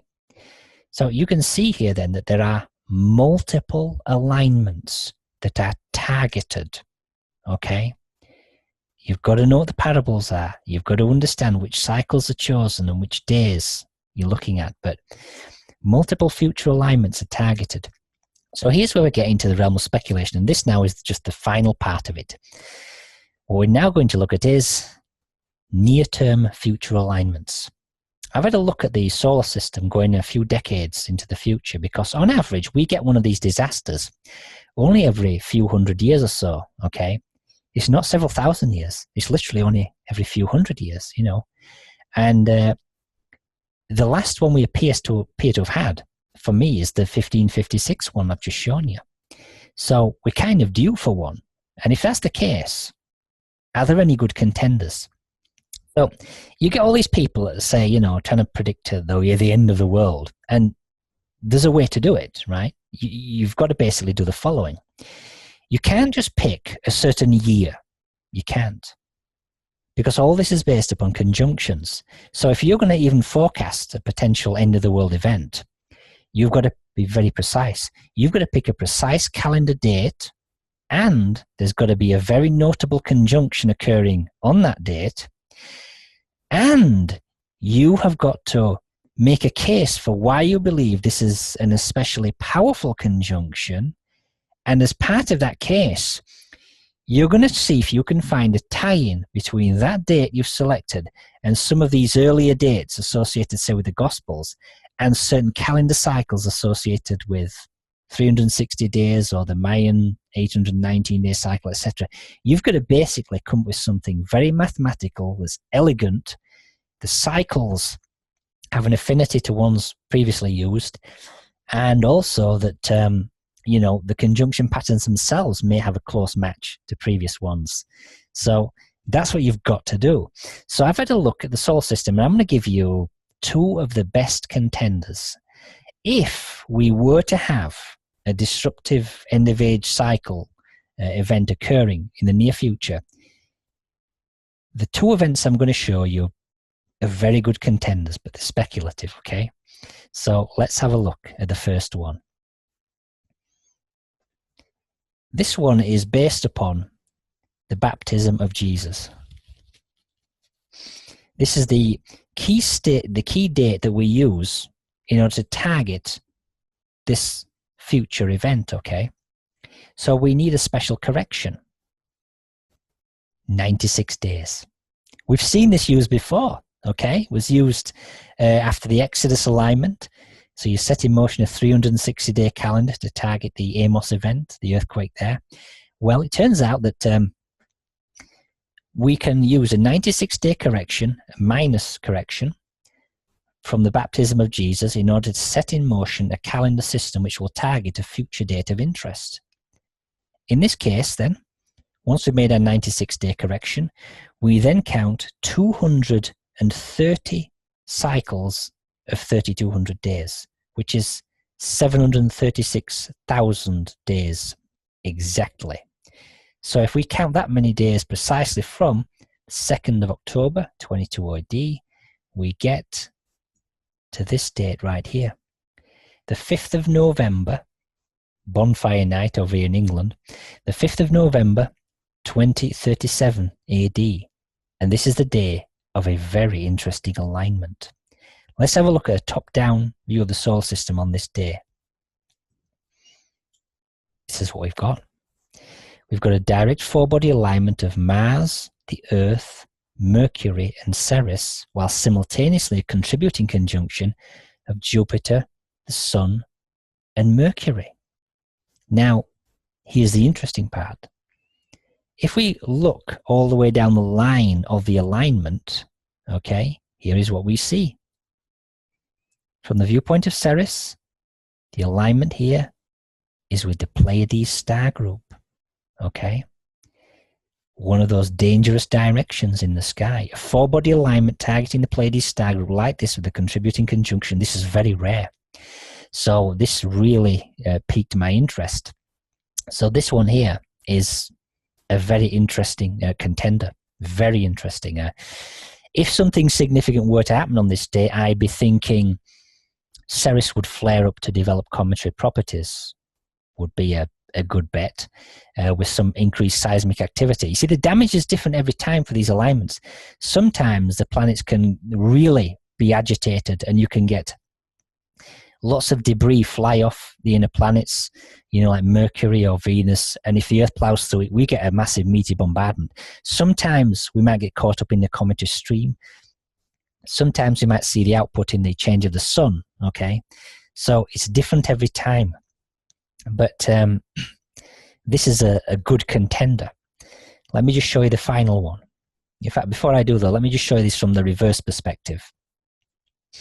From the center of Mars, you can see how the planets here are very, very, almost equidistant in this alignment here. It's very accurate to the day. And they're aligned very close to the pincers of the Scorpion. pincers of the scorpion is mentioned in the story of Phaethon, which is also a Ceres alignment. There's also a Ceres alignment with respect to Scorpion in one direction. That's the 687 BC one. So let's look at the final one. This one here, we don't need to go all the way back to the time of Jesus. We can actually go to that special alignment to the 4th of November, 1345, okay? So if we're here, we need a special correction. In this case, 216 days. We've seen that before. In this case, it's a minus correction. Remember when we were on this alignment of 4th of November, you know, I said to you, it's 1,000 years to the dragon release, but there's 2 ways of getting there. You can count 216 days forwards and then 999 years, yeah? Or you can count minus 144 days and then 1,000 years into the future.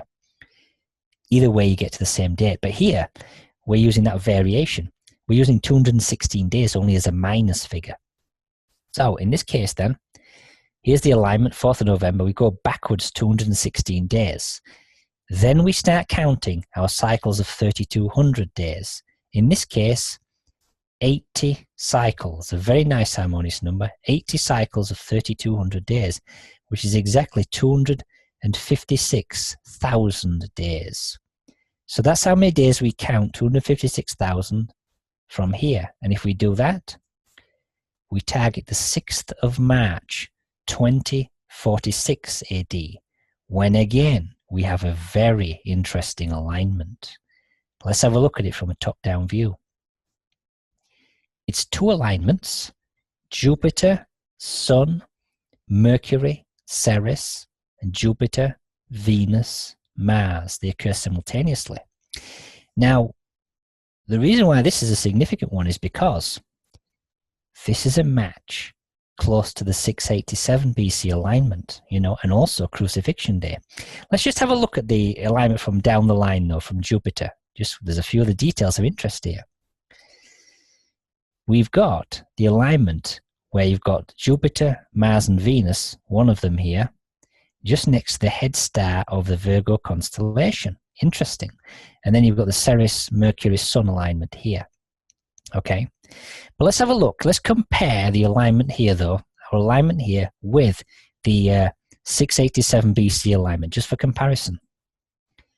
Here's the 2046 alignment at top, Jupiter, Venus, Mars. 687 BC, Jupiter, Venus, Mars, the same. And then we've got 2046, Jupiter, Sun, Ceres, and here, Jupiter, Sun, Ceres, identical. But you can also see added in the mix is Mercury here, right? It's Mercury in the 2046 alignment is added in. But that's what we had going off at Crucifixion Day. Because if you switch them and look at Crucifixion Day, remember how the planet's order is reversed?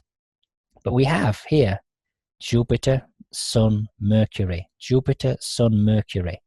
So we have Mercury as the extra alignment here. So because this is an alignment pattern which is very closely connected to another one we just had, I think that this also is in fact a very good contender. If we're going to have an alignment of some significance, a world-age ending alignment in the next few decades, these two, the 2046 one and the 2037 one, are two of the best. There's a few others I could show you, but I haven't got the slides for, but these would be some of the best ones. And with that said, that is in fact the end of the presentation. So that was amazing, Keith. That was so fascinating, so interesting, and very mind-blowing, actually. I hope that most of our viewers could actually follow that incredible presentation. What was very fascinating in your presentation here was that you said that Jesus was not born on the 25th of December, and which is where we all celebrate Christmas, but in fact John the Baptist and Jesus was conceived on the 26th of December, according to you. Please talk a little, just for a little moment, about that conclusion you've come to there. Yes, with regards to certain dates we have in the Christian tradition, you know, like the 25th of December for when, say, Jesus is born, or the Annunciation associated with the 7th of April for Mary. It turns out that these dates are actually falsely associated with Jesus. They are actually to do with the Annunciation for Elizabeth with respect to John the Baptist on the 7th of April, and the actual date when we think Jesus was born was actually when John the Baptist was born. But it's like there is a special connection between Jesus and John the Baptist, because on the very day John the Baptist is born, Jesus is conceived. And they also meet up again in life when John the Baptist baptizes Jesus. And he baptizes Jesus precisely 7,777 days after he's born. These are these special connections between them that they target certain conjunction patterns associated with them. But the critical link for the birth of Jesus on the 21st of September, 1 AD, is the virgin birth. It's that link to Spica, the brightest star in the Virgo constellation. Okay, that alignment right there is the virgin birth. It's not an immaculate conception as such. So, but the mathematics is so elegant, I just don't see how it can be wrong. This is very interesting, and I think it also takes a good portion of faith to believe that all of these very legendary figures actually walked the earth the way that it's described in the Bible, even if the dates are not correct according to you. Maybe you'll be a little bit controversial to many Christians, huh? If I was to start giving my presentation on the Jewish temple and the link between that, I'd be very controversial to Jewish people. There's other presentations I can give you which tie together some of the stuff in the Old Testament with the Gospels. And there's no doubt in my mind that Jesus was the Jewish Messiah. Absolutely no doubt. He even forecasts the re-establishment of Israel on the 14th of May 1948. It's actually tied into the parable of the feeding of the 4,000. And it's actually based upon a special correction movement forwards of 700,000 days exactly. But you need to know how to anchor it. So there's all kinds of things like that I could go into. But even the length of time of the Jewish temples, Solomon's temple and the second one, the precise dates when they are completed and when they are destroyed are marked out by these calendar systems. So it's not just that we have world age alignments to do with the planets as such. It's like we have civilization cycles, but it's all the same mathematics. So there's a real prophecy angle to this in terms of how this mathematics ties into human cultures around the world. Even the Aztecs and the Maya, they built their pyramid. The pyramid of Kukulkan was built in, I think it was 832 AD, and it was all built in line with the calendar system, just like the Jewish temples are built in line with the same mathematics, as these world age cycles. It's the same with the Mayans. It's a universal mathematics, and it appears to apply to cultures all over the place. Mm-hmm. And maybe if you look into some of the other religions and their holy scriptures, maybe you will find something very interesting also to reveal to your audience in the future. All religions may be connected in one way or the other. Yeah, I definitely think that you've got, as I said, it's like you've got different cultures and whatever, and they have their local gods and heroes, but they're encoding exactly the same astronomical information, The stories that I like the best are ones that involve numbers. I mean, like the Mayan Popol Vuh, that's like their Bible. There's only a few stories in there that seem to contain numbers. There's one about 400 boys that kill this character called Zipacna, and the 400 boys, it's 400 days, and it's a calendar correction. So a lot of these books are almost impenetrable unless they've got stories involving numbers. So that's the key thing. The numbers have got to be precise, and they've got to, again, they've got to refer to or have a solution involving conjunction patterns. That's like how you really confirm it. So there's lots of sources I've not read. I've just mainly focused on Greek mythology and the Mayan calendars, native Indians of the Americas, and the the Bible, the Old and New Testament. But yeah, I've no doubt that there'll be stories in other places that are the same. And no matter what your religion is, or if you're an agnostic or an atheist, this certainly is a very fascinating presentation and lots of different pieces in the puzzle put together. What are your thoughts on the very recent and very popular theory that the Earth is flat? There are many so-called flat earthers who are who seem to be growing in numbers. Don't have a good these argument days. on it. They're just completely insane. They are nut jobs. What can I say? Yeah. Oh no, I can't believe that. Even my own book, I wrote here. Let me show you. Yes. This book here I wrote. Yes. I actually have diagrams in here. Try and put it up so we can see it on the screen. Yeah, it's called Occult Physics. Yes. And this book is all about astronomy and linking together different structures, be they megalithic or even to do with military. And I even look at nuclear bombs and whatever, and I draw lots of diagrams in there. You can see that about the Earth, talking about arc length measures connecting up various things.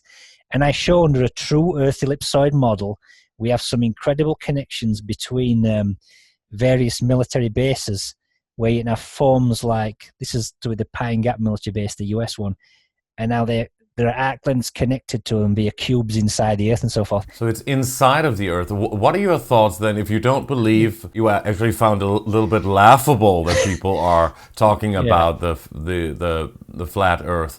So what are your thoughts on inner Earth and inner Earth civilisations, which is also something that many researchers have been talking about for years? I've got no problem with what you might call secret underground complexes, major caverns here and there, that I've got no problem with that. I think maybe you're talking about hollow earth theory, possibly. Hollow earth theory, yes. Is that what you were? Yeah. That is exactly what I was talking about, yes. This is a bit of an intriguing one because I'm convinced that there are certain layers to the Earth. And I know people do all these like sonic waves, or they're just sound waves. They're just certain mapping where they penetrate the Earth with various rays and they look at the reflections. So they get different return signals, and they have built up certain layers, and they're saying there's different materials there. Whether the materials are what they think, I'm not entirely certain. I mean, it might be that a lot of near the core is some kind of gaseous thing. It's hard to know exactly what it is, but if you're thinking about some kind of Dyson sphere thing where there's lots of people living inside, I don't buy that. Shambhala in Agatha. Agatha. As I say, I've got no problem with secret complexes underground, but the idea that there's some kind of civilization living entirely in the inner shell, like I've seen some diagrams like that, I think that's nonsense. With an inner sun, they say. Yeah. In fact, there was this very famous story, and with an Admiral Byrd who accidentally flew into the inner Earth through an opening in Antarctica. I've heard of Admiral Byrd. I don't know about he flew into the inner Earth. I don't know about that.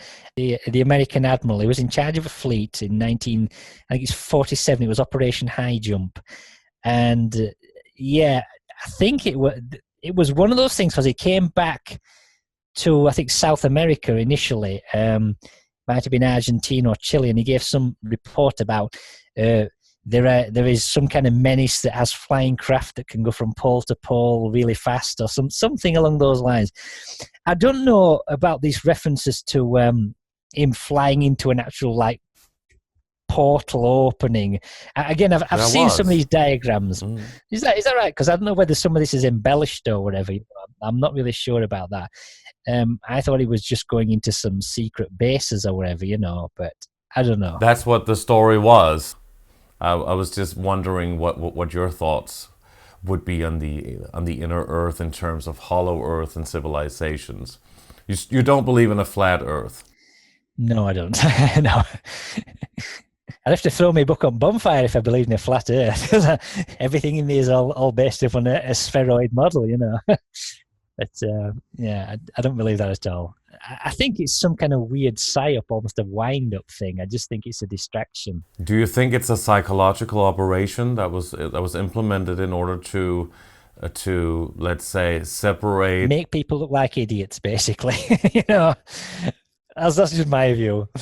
I hope I'm not offending you. Are you telling me that you believe in the flat Earth here? You're not a flat Earth guy, are you? I never talk about anything that I believe in on this show. All right. The show is about you and about the guest. Okay. I'm only interested in your opinion, actually, about this. So, but what are your thoughts on parallel universes and a multiverse? I'm certainly not an expert in this. It's very hard to say. I mean, I don't know. I mean, maybe other people could answer that one. I've seen some people say yes, and some people say no. And I've seen, I think, remote viewers. Some of the remote viewers think the answer's yes, and other people think that they go by this idea of a kind of a thing where all the past is fixed, and when you're going into the future, you like choose a certain reality, and it's like a game of Tetris almost. You know, the minute you've solidified a layer, and that's it. And there's no multiple choices. They're just theories about what you think might happen. But I don't know. Some people think that the theories people speculate about are in fact people not just theorizing about something which might happen, but their theories is perceiving an alternate reality. You know what I mean? It's different ways of looking at it. I have no idea what the truth is on that one for certain. And there are so many areas that one could really research and get into, and it's if you go into this world of truth research, it's almost like a jungle, isn't it? Oh yeah, you're definitely down the rabbit hole. Absolutely, lots of stuff to cover and lots of things to discuss. But actually, to end here, Keith, can you tell us your website so that we can include that? Yeah, my website is called OCCULTPHYSICS.com, and it's no spaces, just the two words. It's just exactly the same title as my book, actually, Occult Physics. And people can also purchase your book on the website. Yes. Yep. So that the book discusses astronomy for part one. Is looking at like the cycles of the planets, an ideal solar system, very harmonious, like with the Earth at 360 days per year, etc. And part two looks at some of the secrets of megalithic structures and how their placement on the Earth sets up certain special ratios, which imply that these they were devices. And I show how modern military intelligence bases like Pine Gap and Menwith Hill, that they also were placed with the same ratio considerations as these megalithic structures. And I even show how nuclear weapons, when they are activated, they have arc length measures, which again have special ratio relations to the Earth. It's very fascinating, that one. But it looks at ideal measures and that aspect of it. So essentially this work on conjunctions is like completing the picture. You know, it's like it builds on top of what's in my book. Wow. Interesting. That's wonderful. Well, it's been really, really great talking to you, Keith. It's been so exciting, and I'm sure people could actually go back and see this presentation again, and in order to understand the whole combination of all of these great things that you've been telling us. But I just want to say that we enjoyed very much having you on the show from England, and thank you very much. It was very nice, and I hope to see you again at some point. All right. It's been good being here, and thanks for having me. Thank you. Okay. Take care, and good night. Yeah, you too. Thank you very much to Keith M. Hunter, who joined us from England. It was a very fascinating presentation. We hope you enjoyed that as well. You can actually support us by clicking onto our website, ageoftruth.tv, and liking and subscribing to our channel. Your support is greatly appreciated. Thank you very much for watching, and we'll see you again.